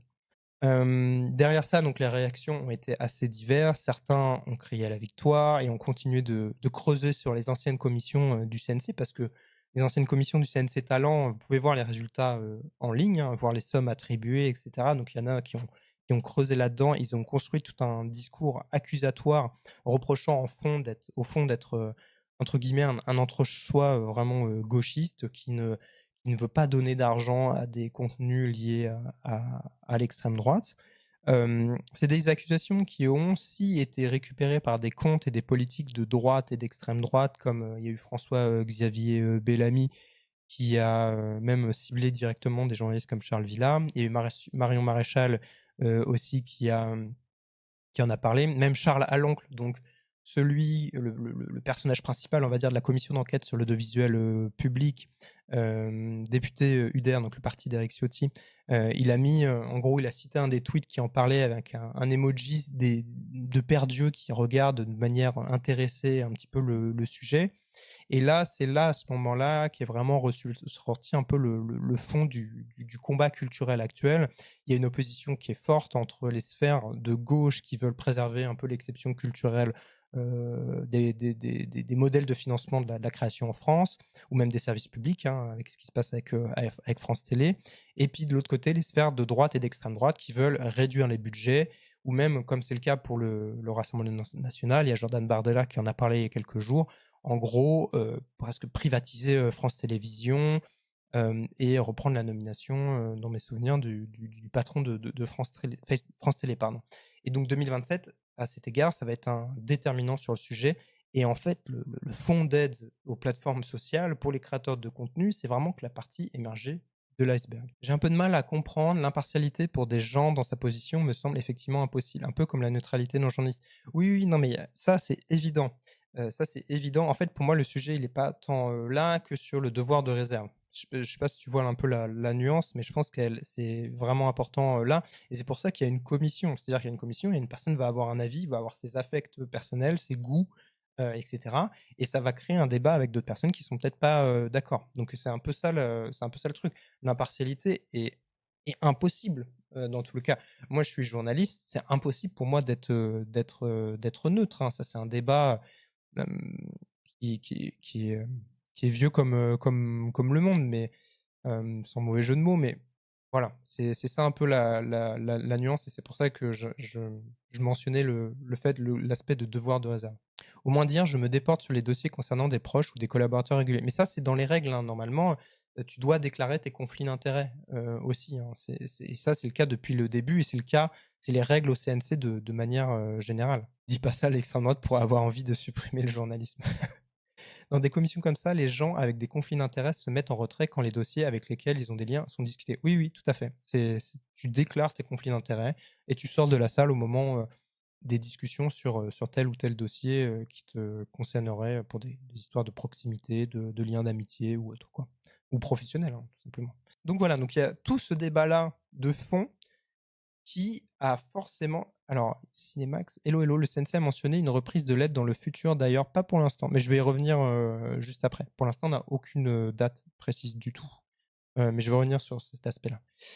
Donc le Frames Festival assez historique maintenant, parce qu'ils fêtaient leurs 10 ans, leur 10e édition en tout cas cette année. Ça arrivait dans ce contexte très très très particulier, notamment parce qu'en plus le Frames, ils ont bénéficié des aides du CNC pour pour créer le festival, quoi. Et donc mercredi 8 avril, le jour du lancement du festival, le CNC devait présenter dans une petite salle du Palais des Papes, aux professionnels du milieu qui venaient, le détail de cette nouvelle aide, de cette nouvelle formule, répondre à des premières questions aussi, et peut-être déjà émettre un premier avis, je ne sais pas, sur la commission qui aurait dû avoir lieu la veille. Ça avait été déjà décalé, mais donc de mon côté, moi, ce jour-là, je bossais depuis 2 semaines sur un papier sur le fond d'aide. Ça devait sortir le mercredi. J'avais eu des gens du milieu, du CNC. J'avais même parlé à Justine Rist, donc la patronne de YouTube en France. C'était un papier qui était plus éco, mais qui a pris une tournure politique forcément au moment de la polémique avec Ultia. Et donc en fait, le papier était prêt. Et donc, un peu avant 14h, devant le Palais des Papes, je croise une personne que je connais qui travaille dans le milieu qui me dit oula, je crois qu'il va se passer un truc à propos du CNC. Et donc, on décide d'aller dans la salle et on voit tout de suite que les deux représentantes du CNC ne sont pas très détendues. Avec un peu de retard, elles ont pris la parole. Elles étaient assez émues, chamboulées même, je dirais, et elles ont annoncé que le fonds était suspendu jusqu'à nouvel ordre et que les dossiers déposés ne pourront pas être jugés. Parce qu'en fait, pour la première commission, ça faisait déjà 2-3 mois que les dossiers avaient été déposés.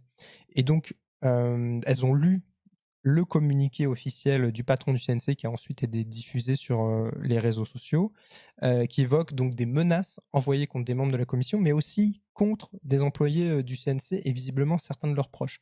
Donc c'est-à-dire qu'il y a eu, à cause de cette polémique, etc. et tout, des conséquences de menaces bien réelles, bien concrètes, contre des employés du CNC. Voilà, faut bien prendre compte de l'ampleur que ça a pris notamment auprès de membres du CNC. Donc, dans la salle à ce moment-là, il y a eu évidemment un silence de mort, hein, parce que les gens encaissaient, parce que c'était eux-mêmes des personnes qui avaient peut-être déposé des dossiers ou comptaient le faire dans l'année.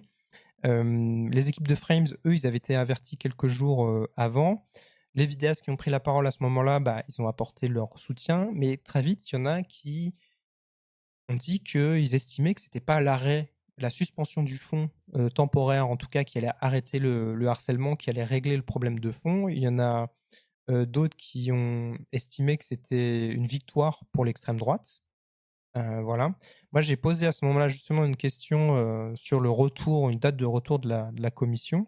Et Pauline Augrain, donc l'une des deux représentantes du CNC, elle a insisté sur le souhait du CNC de sortir très vite de cette période-là, de reprendre de la hauteur et lancer une période de reconstruction avec l'ensemble du secteur qui est directement concerné. Voilà. Évidemment, à la sortie de ce moment-là, dans les couloirs, ça discutait énormément, ça a été très diffusé, la nouvelle s'est répandue très très vite. Il y a eu des réactions évidemment très vives. Il y en a bien sûr qui étaient désemparés, qui étaient inquiets pour leur projet, parce qu'il y a des fois des festivals qui étaient concernés, qui vont avoir lieu bientôt, qui avaient demandé une aide, et que d'un coup, bah, il y a plusieurs dizaines de dizaines de milliers d'euros, pardon, qui allaient peut-être pas être amenés pour les aider à constituer leur budget final. Il y en a d'autres, sur le coup, peut-être la frustration, qui ont exprimé de la rancœur vis-à-vis d'Ultia. Voilà, je vais revenir là-dessus après. Il y en a d'autres qui ont commencé à se dire est-ce qu'on ne devrait pas faire une tribune voilà, pour demander la réinstauration du fonds, l'importance pour la créateur économie et les vidéastes de cette aide-là. Voilà, il y a eu beaucoup de discussions à droite à gauche. Il y en a certains qui ne voulaient pas faire. Après, l'aide, c'est jamais garanti non plus. Il faut pouvoir survivre sans, idéalement. Bien sûr, c'est juste une aide qui est ponctuelle et qui ne garantit pas que ça va revenir.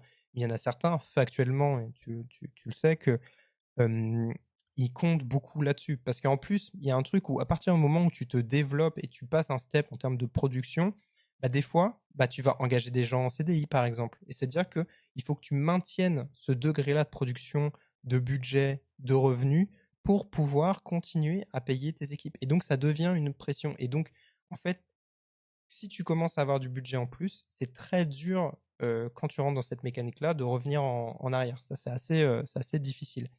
Jour de Play, alors jour de Play, je suis pas sûr qu'ils aient des aides du CNC, je crois pas, ça me dit rien comme ça. Il y a pas mal de médias qui avaient eu l'aide du CNC au cours des 8 dernières années, hein. Le Monde avait eu une aide pour le développement de ses vidéos YouTube. Et il y a eu Street Press, il y a eu Backseat qui avait eu un certain nombre d'aides aussi. Voilà, enfin, c'est pas que des créateurs de contenu, hein, c'est des médias aussi.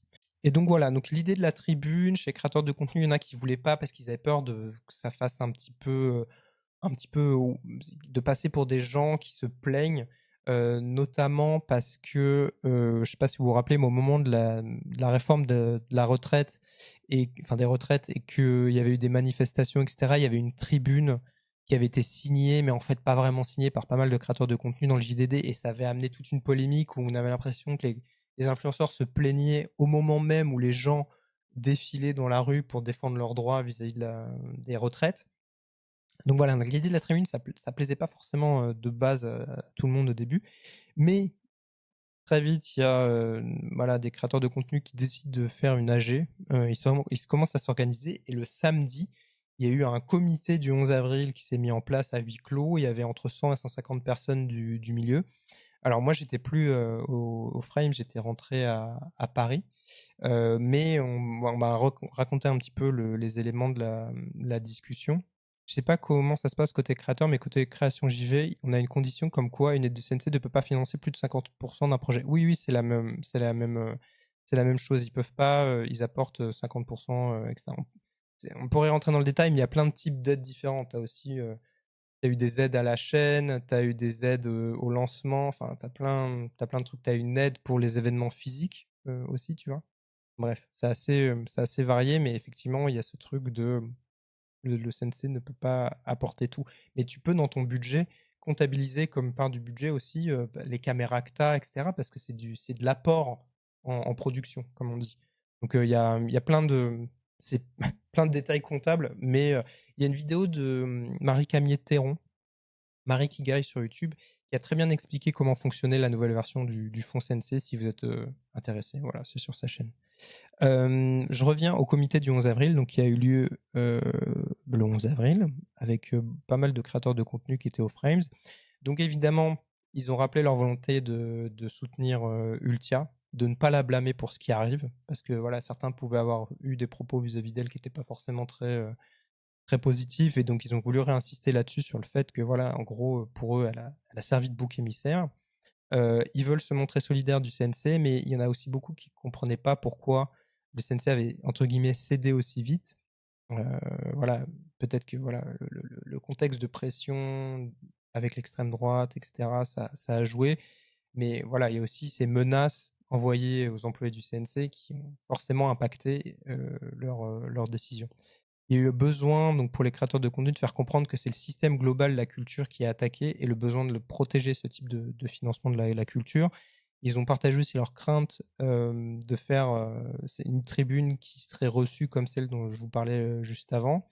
Mais ils ont quand même publié une tribune dans Libération pour interpeller la ministre de la Culture, Catherine Pégard.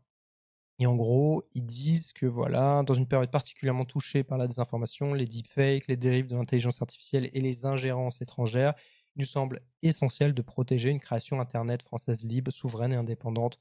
Compte tenu de tout ce qui précède, nous réclamons le rétablissement d'un fonds de redistribution vers la création web des sommes prélevées aux acteurs du numérique. Nous demandons au Parlement de se saisir de la question et à la ministre de la Culture de prendre ses responsabilités face à la gravité de la situation pour tous les secteurs de la création web et de la culture en général. Voilà, c'est un petit peu ce qu'ils ont voulu partager.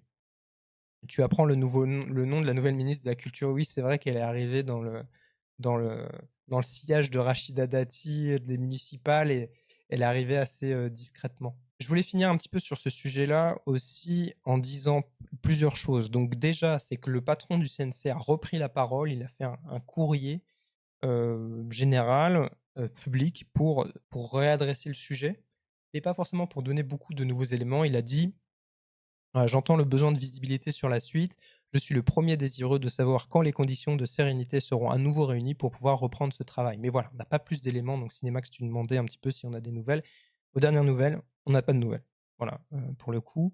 Ce qui ressort aussi, et ça c'est intéressant, je pense, à noter, c'est les limites du champ d'action de l'UMIC, qui est donc la fédération, c'est l'union des métiers de l'influence des créateurs de contenu, qui était à l'origine justement de la fameuse tribune en 2023 sur les débats sur la loi influenceur. En fait, ce qui ressort aussi, c'est que certains considèrent que c'est pas forcément un soutien idéal pour eux, parce que l'UMIC a été créé notamment par des agences d'influence marketing, et que certains créateurs de contenu se sentent pas forcément représentés ou à l'aise d'être représentés par une fédération où des agences sont aussi vachement représentées, même si l'UMIC insiste pour représenter plus de monde, etc. il y a un peu un débat aussi là-dessus sur quelles sont les meilleures structures de soutien de défense des créateurs de contenu, notamment ceux qui sont pas forcément signés en agence, qui sont pas forcément, qui sont plus précaires, etc. quoi. Voilà ce que je pouvais dire sur ce sujet-là. Toujours pas de syndicat de vidéastes influenceurs. Non, il y a eu des tentatives, il y a eu des bruits de couloir un petit peu, notamment du côté des monteurs, etc. Mais il y a eu, il y a eu des échecs. La guilde des vidéastes, mais j'en avais déjà parlé il y a longtemps en live. Je pense que vous pouvez retrouver dans les replays. J'avais raconté un peu ce qui s'était passé. Mais ça s'était, et notamment la guilde des vidéastes qui avait été créée notamment par des gens du Frames, de l'équipe du Frames, des proches de cette organisation-là. Et ça s'était mal fini. Donc aujourd'hui, effectivement, c'est très compliqué je trouve, de mettre en place des syndicats. Puis en plus, où est-ce qu'ils mettent la limite, le seuil d'entrée pour défendre des vidéastes? Parce qu'il y a des profils extrêmement différents, énormément de freelance, etc. J'ai fait le tour de ça. Je vais passer au dernier sujet de la soirée. Je voulais commencer par vous parler d'un des formats vidéo sur les réseaux qui me faisait le plus rire. C'est le format où Freddy Gladieux filme ses escapades à vélo en parodiant un usager des voies cyclables qui est très à cheval sur les règles.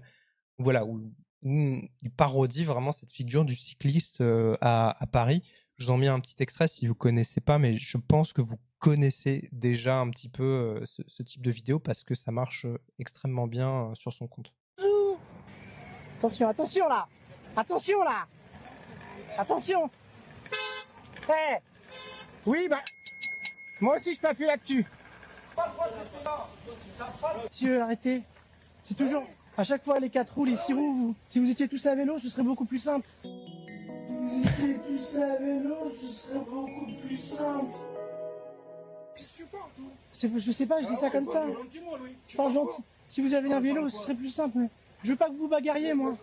Vas-y, prends ton camion, pars-toi, je laisse passer les gens. C'est pas mon problème.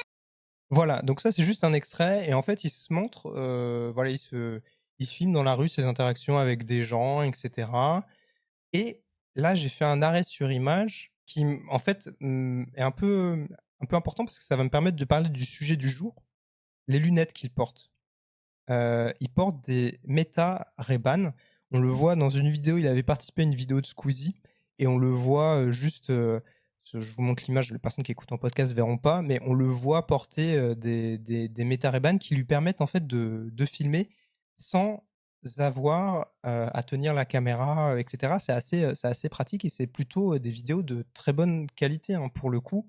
Donc voilà, et là on le voit sur le reflet, à un moment il se regarde dans le reflet d'une voiture et on voit qu'il il porte ces lunettes-là. C'est des lunettes qui sont vraiment pratiques, mais qui ont soulevé énormément de questions depuis leur sortie. On compte plus le nombre d'usages illégaux ou problématiques, de tournages cachés d'inconnus par des influenceurs, de harcèlement aussi, d'enjeux de vie privée, d'entraînement d'IA via des employés sous-payés dans des pays d'Afrique. Donc la surveillance intrusive des citoyens a toujours existé à différents degrés, mais ces lunettes permettent de la démocratiser un peu plus encore depuis leur sortie. Et donc aujourd'hui, je voulais juste vous proposer d'explorer un petit peu ce que sont ces lunettes, ce qu'elles permettent de faire et pourquoi elles questionnent autant. Donc un rappel d'abord évidemment sur les lunettes, elles sont développées en partenariat avec Ray-Ban, mais aussi il y a eu une version avec Oakley pour des versions un peu plus sportives. Ces lunettes, dans la deuxième génération en tout cas, elles ont une caméra, 5 micros, une connexion Wi-Fi, une connexion Bluetooth qui permet aux lunettes d'envoyer vos vidéos et photos directement sur votre téléphone. Et bien sûr, elles ont Meta AI, qui est cette fonctionnalité dopée à l'IA de Meta, quoi. Et ils font un compte Meta Facebook pour les utiliser. Il y a aussi, et ça c'est important, une lumière LED qui indique quand les lunettes filment. Et là, c'est marrant, mais sur les images filmées par Freddy Gladieux, il reste plusieurs secondes dans le reflet et on ne voit pas cette petite lumière là active. Bref, je sais pas si ça a été désactivé ou pas, mais on va en reparler juste après parce que c'est un point qui est très important. Et pour comprendre les fonctionnalités, je voulais juste vous montrer un reportage de TF1 qui expliquait un petit peu ce que c'était, qui dit voilà comment ces lunettes connectées peuvent bousculer votre quotidien. Je vais peut-être supprimer pour le replay le reportage parce que je ne vais pas me faire strike ensuite en mettant le replay YouTube, mais je voulais vous montrer un petit peu comment médiatiquement on présente ces lunettes-là. Voilà, il y a plein de fonctionnalités différentes. Ce qu'il faut retenir là par rapport à ce dont on va le sujet du jour, c'est surtout la fonctionnalité pour filmer des vidéos et les envoyer vite sur son téléphone et voilà, faire des photos, etc. Donc voilà, les Ray-Ban Meta, elles ont été, enfin les Meta Glasses, on peut dire aussi comme ça de manière plus générale, elles ont été lancées fin 2023. Elles ont immédiatement trouvé leur public, notamment via TikTok, avec des vidéos qui mettent en scène la qualité de la vidéo et surtout la possibilité de filmer sans son téléphone. Il y a un TikTok de Léa et lui que j'avais retrouvé. Vous allez voir, il y a Léa et lui qui en fait, on a l'impression qu'elle se filme avec son téléphone et en fait, on va comprendre qu'elle se filme en fait avec cette paire de lunettes là. Et en fait, ça est devenu une trend, etc. et tout. Et il y a de plus en plus de gens qui ont envie d'acheter ces lunettes. C'est des lunettes qui se vendent aujourd'hui, je crois, entre 300 et 400 euros à peu près. Donc, ça reste assez cher, mais c'est pas aussi cher que ce qu'ont pu être les Google Glass ou ce genre de choses. Donc, c'est un peu plus accessible. Et donc, leur usage, leur utilisation et leur mise en avant a été vachement poussée par des influenceurs. Je mentionnais Freddy Gladieux, même s'il n'en a pas fait la publicité explicite, mais il y a aussi eu, surtout, Laurent Baffy, qui a fait énormément de caméras cachées grâce à ce Meta Ray-Ban. Je vais vous montrer un exemple. L'exemple le plus connu, c'est celui-là. Pardon. Eh, tu te calmes? Oh putain Laurent. Oh putain, excuse-moi de la réaction. Voilà, donc ça, cette vidéo, vous l'avez forcément vue. C'est Laurent Baffy qui va pousser un de ses amis dans un centre commercial. Et cet ami, au début, s'énerve parce que voilà, on le pousse. Et en fait, il reconnaît que c'est Laurent Baffy.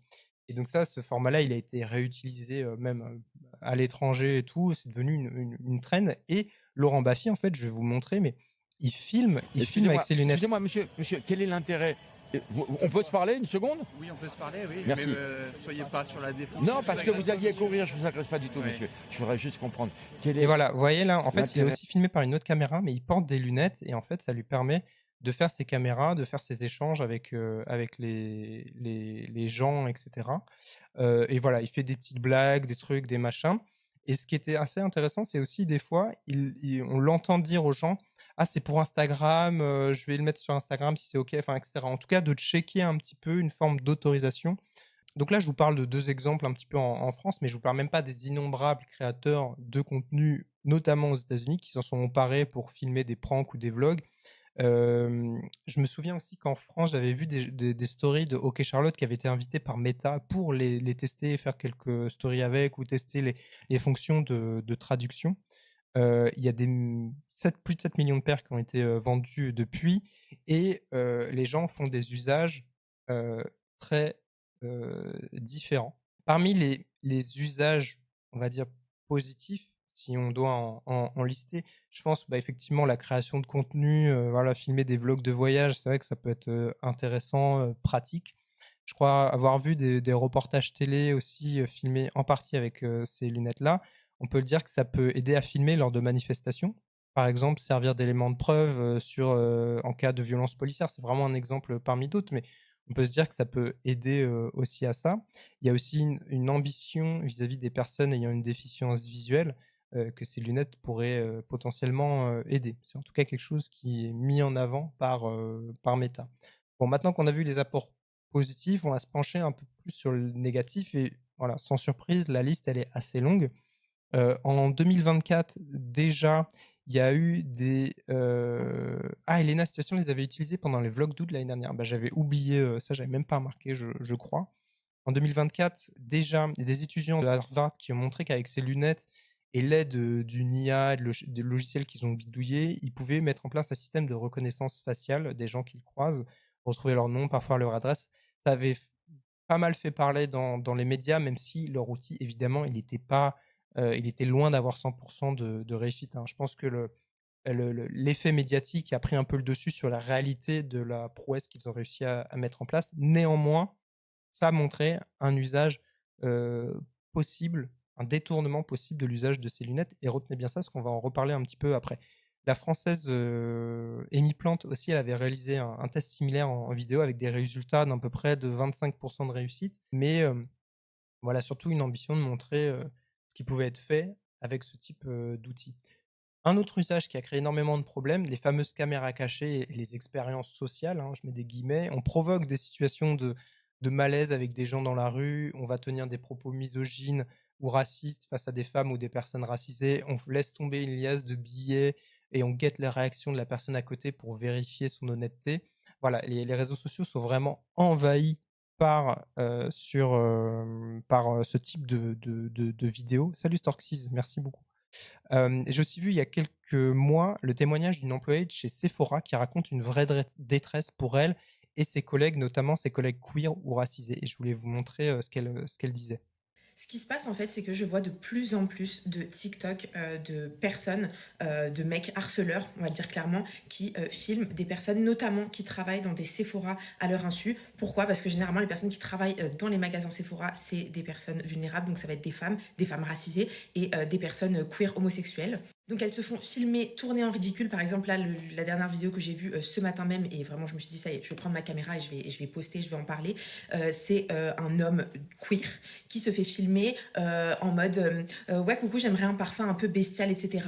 Il se fait moquer par le mec qui filme sur son taux de testostérone, etc. Enfin bref, des commentaires homophobes, dans les commentaires aussi de la vidéo, des commentaires hyper homophobes, misogynes, etc. Donc, pour rappel, filmer et poster quelqu'un sans son consentement, c'est un délit. Vous pouvez aller porter plainte contre ça. Vous êtes en mesure d'aller porter plainte contre ça. Quand c'est dans un lieu public, ça peut être passible jusqu'à 15 000 € d'amende. Quand c'est dans un lieu privé, c'est 45 000 € d'amende. Voilà, donc là, elle explique un truc qui se répand depuis pas mal de temps. Ah, il y a Amarili qui dit pour suivre le marché des smart glasses, oui, les Ray-Ban Meta cartonne le dernier modèle, premier avec un écran intégré, est en rupture de stock depuis son annonce il y a des mois. Oui, oui, non, mais comme je disais, il y a plus de 7 millions de paires vendues depuis les sorties, depuis l'annonce en 2023 et leur sortie fin 2023, donc c'est un carton. Et le prix est assez compétitif parce que il me semble que les premiers modèles concept que Facebook que Meta avait présenté, c'était des milliers d'euros en tout cas en coût. Donc ils ont pris aussi le temps de sortir un modèle et d'avoir des technos qui permettaient de sortir des modèles plus accessibles. Donc là, cette employée de Sephora, elle dit ça. Elle dit aussi, elle interpelle Sephora en disant il faudrait qu'on arrive à former les personnes qui se chargeaient de la sécurité dans les magasins pour demander aux personnes qui arrivent, pour reconnaître ces paires de lunettes-là, et leur demander à ces personnes-là de les retirer pour aller dans le magasin, comme on demande à quelqu'un de ne pas rentrer avec de la nourriture ou une boisson dans un magasin. Voilà, on leur dit, là, vos smart glasses, sauf utilisation notamment pour pallier un handicap, et voilà, vous ne les utilisez pas dans le magasin. En plus, c'est un lieu privé. Et ça arrive dans plein de lieux de travail, notamment aux États-Unis, où vraiment des gens font en sorte de provoquer les employés et de les mettre mal à l'aise ou de les agacer, et ensuite pour poster ça sur les réseaux sociaux. Je voulais vous montrer aussi la fin de la vidéo de Sabine, qui est une vidéaste que je vous recommande de suivre. Mais pourquoi je l'ai... Ah, mais c'est parce que je suis sur mon compte, là c'est mon compte Vincent d'Internet, mais je suis abonné à elle, hein, je vous jure. La fin de sa vidéo, où elle a fait toute une vidéo sur le fait d'être filmée à son insu, notamment à cause de ces lunettes-là, et je trouve que sa conclusion est super intéressante. Bref, je comprends que ça fasse marrer ce genre de vidéo. Je comprends aussi que l'humour, ça peut être très personnel. Moi, il y a effectivement des concepts de caméra cachée qui me font marrer et d'autres pas du tout. Je peux même accepter le fait que ces concepts de vidéo ont un certain rôle sur Internet parce que c'est une fenêtre sur la société. Ça permet notamment de voir les biais et les réflexes individualistes chez les gens. Ceci dit, on m'enlèvera pas l'idée qu'une grande partie de ce genre de vidéos ont pour but d'humilier les autres. Je pense que le problème va au-delà d'une simple question de moralité, genre c'est pas bien de rire à des blagues méchantes. Pour moi, quand on a tendance à humilier toujours le même type de personnes dans des scénarios qui se ressemblent, la blague, elle commence à avoir une couleur politique. Et surtout, cette blague, elle a des conséquences réelles sur les gens. C'est pas anodin d'être à visage découvert sur des vidéos qui font parfois des millions de vues sur Internet. Surtout quand ces vidéos font tout pour nous montrer à notre désavantage. Je pense qu'il serait temps d'un peu plus confronter les vidéastes qui se permettent de faire ça. Quand des mecs publient sans floutage des vidéos de meufs qu'ils draguent dans la rue, ils savent très bien ce qu'ils font. Ils savent très bien que les meufs vont prendre tarif dans les commentaires. Reste que pour le moment, on est un peu désemparé face à ce problème. Est-ce qu'on devrait s'en prendre aux créateurs qui publient ces vidéos? Porter plainte? On a encore peu de cas d'affaires qui sont arrivés jusque-là. Excepté les caméras cachées qui portaient atteinte à l'intégrité des victimes. Ça a été le cas par exemple pour le youtubeur Yannick, condamné à 15 mois de prison avec sursis pour avoir fait une prank où il renversait des excréments sur des passagers du métro bruxellois. Est-ce qu'il faudrait plutôt tenir les plateformes responsables? Pour le moment, il semblerait que leur réaction face à ce problème se fasse au cas par cas. Il n'y a plus qu'à se tourner finalement vers l'outil qui facilite autant ce genre de contenu, à savoir les lunettes avec caméra intégrée. Et effectivement, ce genre de lunettes commence à générer un vrai malaise en société. Yesterday I had a customer come in wearing Meta glasses to my store, and I was immediately so deeply uncomfortable. Is it recording? I don't know. Would it be weird if I mentioned it to him? Absolutely. And so this is just going to keep happening where rich people buy Meta glasses and record service workers, and there's nothing they can do about it. It's antisocial behavior. Voilà, donc vous voyez bien un petit peu les enjeux profonds aussi que ça amène. On va commencer à peut-être à se sentir mal, à se dire est-ce que je peux agir naturellement dans un espace public ou est-ce que je suis en train d'être filmé. C'est ce que la vidéaste Mina Lee, que j'aime beaucoup aussi, que je vous recommande de suivre, a comparé à un système panoptique en fait, où la suspicion d'être filmé va influer notre capacité à agir librement, à dire ce qu'on pense, etc.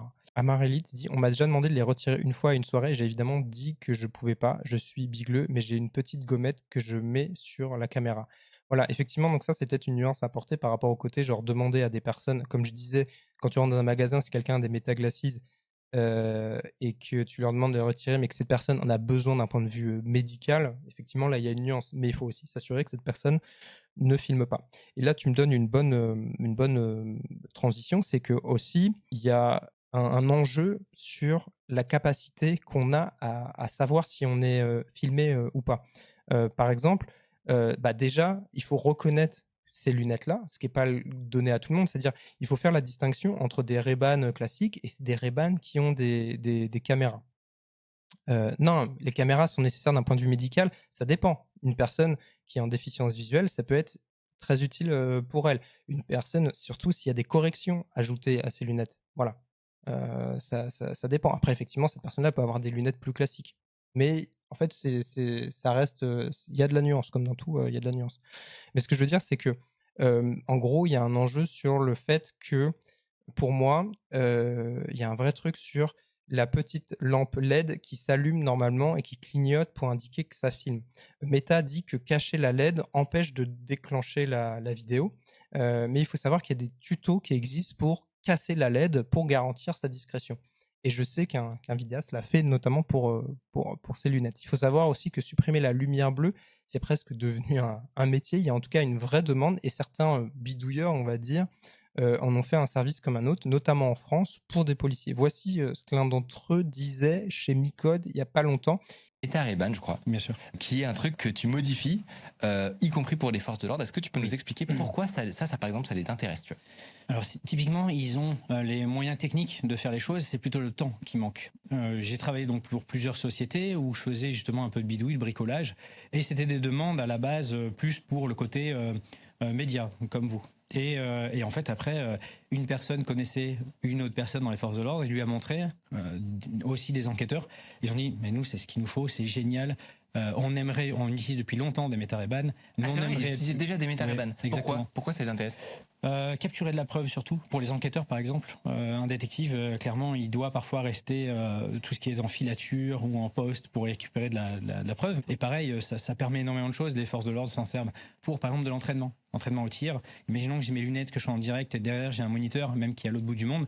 Il peut me dire ta main gauche elle est mal placée, ta main droite elle est bien, mais tu devrais être plus relax quand tu tires. Les forces de l'ordre, du coup, elles utilisaient déjà ces Meta-Ray-Ban. Oui. Qu'est-ce qui leur manquait? Enfin, c'est quoi le problème en gros? C'est vraiment cette partie LED bleue qui clignote parce que... Donc en gros, cette LED, elle s'active dès que tu captures de l'image. Une photo, une vidéo, la LED bleue commence à se lancer et elle est... Alors tu peux régler plus ou moins puissante, mais même au moins puissant, c'est quand même très puissant.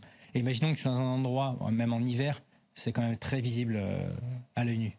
Ok. Ouais. Et alors qu'est-ce que tu fais avec ces lunettes? J'ouvre la lunette, je casse donc la première lentille qui est, tu sais, un peu comme sur les appareils que vous avez ici, vous avez une première lentille de protection. Voilà, bon après, il détaille un petit peu sa technique pour désactiver cette LED. Et voilà, bon, et oui, il y a des caméras piétons, enfin, il y a des systèmes de caméras qui existent, mais par rapport, en termes d'usage, de praticité, j'imagine que pour eux, ils considèrent que c'est quand même plus facile. Voilà, après, j'ai pas plus de détails que ce qui est dit là. Néanmoins, on voit bien qu'il y a une utilisation par certains policiers, mais c'est légal de dire comment la retirer. Je sais pas, mais c'est pour ça que j'ai coupé, j'ai coupé la vidéo à ce moment-là. Mais en tout cas, voilà, il y a une demande professionnelle, notamment de policiers, vis-à-vis de cette suppression de la LED sur les Meta-Ray-Ban. Il y a cet enjeu-là, donc qui est assez important. Et en plus, il y a, de manière générale, un enjeu d'autorisation dans l'espace public. C'est impossible de savoir si le vidéaste a demandé ou non l'autorisation à la personne filmée avant de poster, voire même s'il l'a averti tout court que c'est une caméra cachée. On l'a vu, Laurent Baffie le fait des fois, le laisse au montage. Je me demande à quel point c'est difficile ou pas pour Freddy Gladieux qui passe en vélo devant des gens de prévenir, même si les visages on les voit pas tout le temps et que le ton des vidéos est plutôt bon enfant. Du point de vue légal aux États-Unis, la loi elle est assez flexible, à dire, sur le fait de filmer les gens dans des espaces publics, en tout cas. En France, c'est un peu plus complexe. On a le droit de filmer les gens dans des espaces publics, mais c'est pas la même chose que de les filmer de près. Et la loi elle interdit toute captation intrusive, harcelante ou qui pourrait atteindre à la dignité de la personne. Dans les lieux privés comme les magasins, par exemple Sephora, il faut absolument une autorisation et surtout, il ne faut pas oublier que publier en ligne la photo ou la vidéo sans l'accord de la personne, c'est interdit par la loi, c'est sanctionné. Donc sur ces sujets-là, c'est difficile encore pour beaucoup de gens de faire supprimer les vidéos. Il y en a certains qui suppriment, mais qu'une fois en gros que la vidéo est devenue virale. La loi forcément avance un peu plus lentement que la technologie, que les plateformes numériques. Et les plateformes ne sont pas forcément aidantes. Voire, elles vont un petit peu dans le sens inverse. Et là, on aborde un dernier gros sujet, parce que jusque-là, on parlait des usages qui étaient faits par les utilisateurs, mais il faut aussi qu'on parle de ce que Meta fait avec ce que vous filmez potentiellement avec ces lunettes-là. Et si vous avez surtout le Meta AI activé, c'est-à-dire cet outil, mais qui est vraiment implanté de manière large, notamment dans ces lunettes-là. Il y a une enquête qui a été publiée fin février par 2 médias suédois que je vais prononcer, donc ne me jugez pas, le Svenska Dagbladet et le Göteborgs-Posten. Ils ont publié, donc là voilà, c'est écrit en suédois, donc j'ai évidemment pas lu ça, mais je m'appuie sur une reprise qui a été faite par Le Monde, voilà, hashtag sponsor, bien sûr, où en gros, ils expliquent que Meta paye des employés d'une entreprise sous-traitante au Kenya pour gérer les bugs et surtout analyser les vidéos prises avec ses lunettes via Meta AI et aider à améliorer la reconnaissance des images par IA. Donc en gros, c'est notamment signaler par exemple s'il y a un objet qui est détecté à l'image, indiquer à l'outil IA ce que c'est pour l'aider à s'améliorer, à le reconnaître plus facilement à l'avenir. Donc forcément, les employés, ils voient des choses très intimes ou problématiques. Là, je vous cite certains témoignages. On y voit des scènes de sexe filmées avec les lunettes connectées, quelqu'un les porte et a des relations sexuelles. Il y en a un autre qui dit on voit des conversations où quelqu'un parle de crimes ou de manifestations. Ce ne sont pas que des salutations, ça peut aussi être des choses très sombres, poursuit un autre. Et puis il y en a un troisième qui dit j'ai vu une vidéo où un homme pose ses lunettes sur la table de chevet et quitte la pièce. Peu après, sa femme entre et se change. Voilà, donc il y a ces employés-là, les fameuses petites mains des grandes entreprises de la tech américaine. Voilà, sur ces sujets-là, il y a énormément d'articles. Il y a aussi il y a les chatteurs pour des plateformes, pour les agences qui gèrent des comptes OnlyFans. Enfin bref, il y a plein de sujets de ces petites mains de l'industrie numérique. Et normalement, Meta est censé flouter les visages sur ces vidéos que les employés visionnent. Mais dans les faits, ça marche pas très bien. Il y a plusieurs employés qui disent qu'ils reconnaissent les gens, quoi. Voilà. Et aux États-Unis, donc il y a une plainte qui a été déposée mercredi 4 mars, donc c'était il y a 2 mois. Il y a 2 utilisateurs de lunettes via leurs avocats qui affirment que Meta a violé les lois sur la protection de la vie privée et c'est donc livré la publicité mensongère. Meta disait en effet que ces lunettes sont conçues pour préserver votre vie privée contrôlée par vous. Néanmoins, dans les conditions d'utilisation générale, on peut aussi lire que dans certains cas, Meta examinera vos interactions avec les IA, y compris le contenu de vos conversations ou messages avec les IA, et cet examen peut être automatisé ou manuel via des humains. Et donc voilà, c'est à voir où la plainte va mener, mais c'est un gros sujet d'utilité publique. Et je terminerai sur le sujet en signalant une enquête du New York Times qui a été publiée il y a quelques mois, où en gros, ils expliquaient que Meta, dans un mémo de l'année dernière, un mémo interne, il disait vouloir ajouter une fonctionnalité de reconnaissance faciale dans ces smart glasses, dans ces lunettes connectées. Effectivement, 404 Médias, c'est un média que j'adore, ils en parlent régulièrement, je vous recommande de les suivre parce qu'ils font un boulot de fond qui est monstrueux. Et donc, en gros, cette fonctionnalité appelée en interne Name Tag pourrait laisser les utilisateurs de Smart Glasses identifier des gens et avoir des informations à propos d'eux via l'assistant d'intelligence artificielle Meta, donc Meta AI. Voilà, donc les plans Meta ont peut-être changé depuis, mais voilà, et dans ce même mémo, il disait quand même que le tumulte politique aux États-Unis, ça pourrait leur permettre d'éviter les critiques autour de la sortie de cette fonctionnalité-là. Donc voilà, donc depuis, j'ai pas forcément vu de nouvelles choses à ce sujet-là. Faudra suivre de près l'évolution de ces lunettes, de son utilisation par nous-mêmes, mais aussi par les grosses entreprises qui les fabriquent. Voilà un petit peu vers quoi ça m'a mené de rigoler devant des vidéos de Freddy Gladieux qui parodie des cyclistes. Voilà. Je sais pas si vous avez des questions là-dessus, mais de mon côté, sinon, je vais conclure avec quelques recommandations de fin, si ça vous convient. Voilà. En termes de recos, alors, je vais vous recommander. Alors, moi, j'ai regardé que le dernier épisode, mais c'est une série documentaire qui est sur HBO, je crois. C'est une série documentaire qui parle des conflits de voisinage. Et voilà, c'est ça. Ça s'appelle Voisins ou Neighbors. Et en fait, il y a le dernier épisode, si vous voulez en regarder qu'un. Alors, petit trigger warning, ça parle d'une personne naturiste, donc vous allez voir énormément de personnes nues, mais en gros, c'est quelqu'un qui aime vivre le plus nu possible ou en string, faire son vélo sur son parking devant chez lui aux yeux de tous, et lui, il veut juste vivre sa vie, et les voisins détestent ça. Voilà, on est aux États-Unis, etc. Et il va essayer de trouver un endroit où il peut se sentir bien et se sentir lui-même. Moi, j'ai vu que le dernier épisode parce que je pense c'est un copain qui m'avait dit regarde au moins le dernier, et j'ai trouvé ça fou d'un point de vue documentaire, d'un point de vue de ce que les gens livrent d'eux-mêmes, acceptent de montrer. Ouais, c'est fou. C'est vrai qu'on en vient à questionner la réalité du truc, te dire est-ce que c'est scénarisé, etc. et tout, mais moi ça m'a fasciné. Ça, c'est un premier truc. Là, c'est une série, mais j'en ai parlé vite fait sur Instagram. Mais Widow's Bay, c'est une série que je trouve génial. Il y a que 2 épisodes, hein, pour l'instant. Peut-être qu'après, je reviendrai dessus en disant machin. Mais c'est une comédie horrifique. Le pitch, c'est un maire qui est incarné par Matthew Rice, s'est fait connaître beaucoup pour The Americans, qui est un acteur que je trouve formidable. Et en gros, il est maire d'une ville, petit village qui est sur une île vraiment isolée.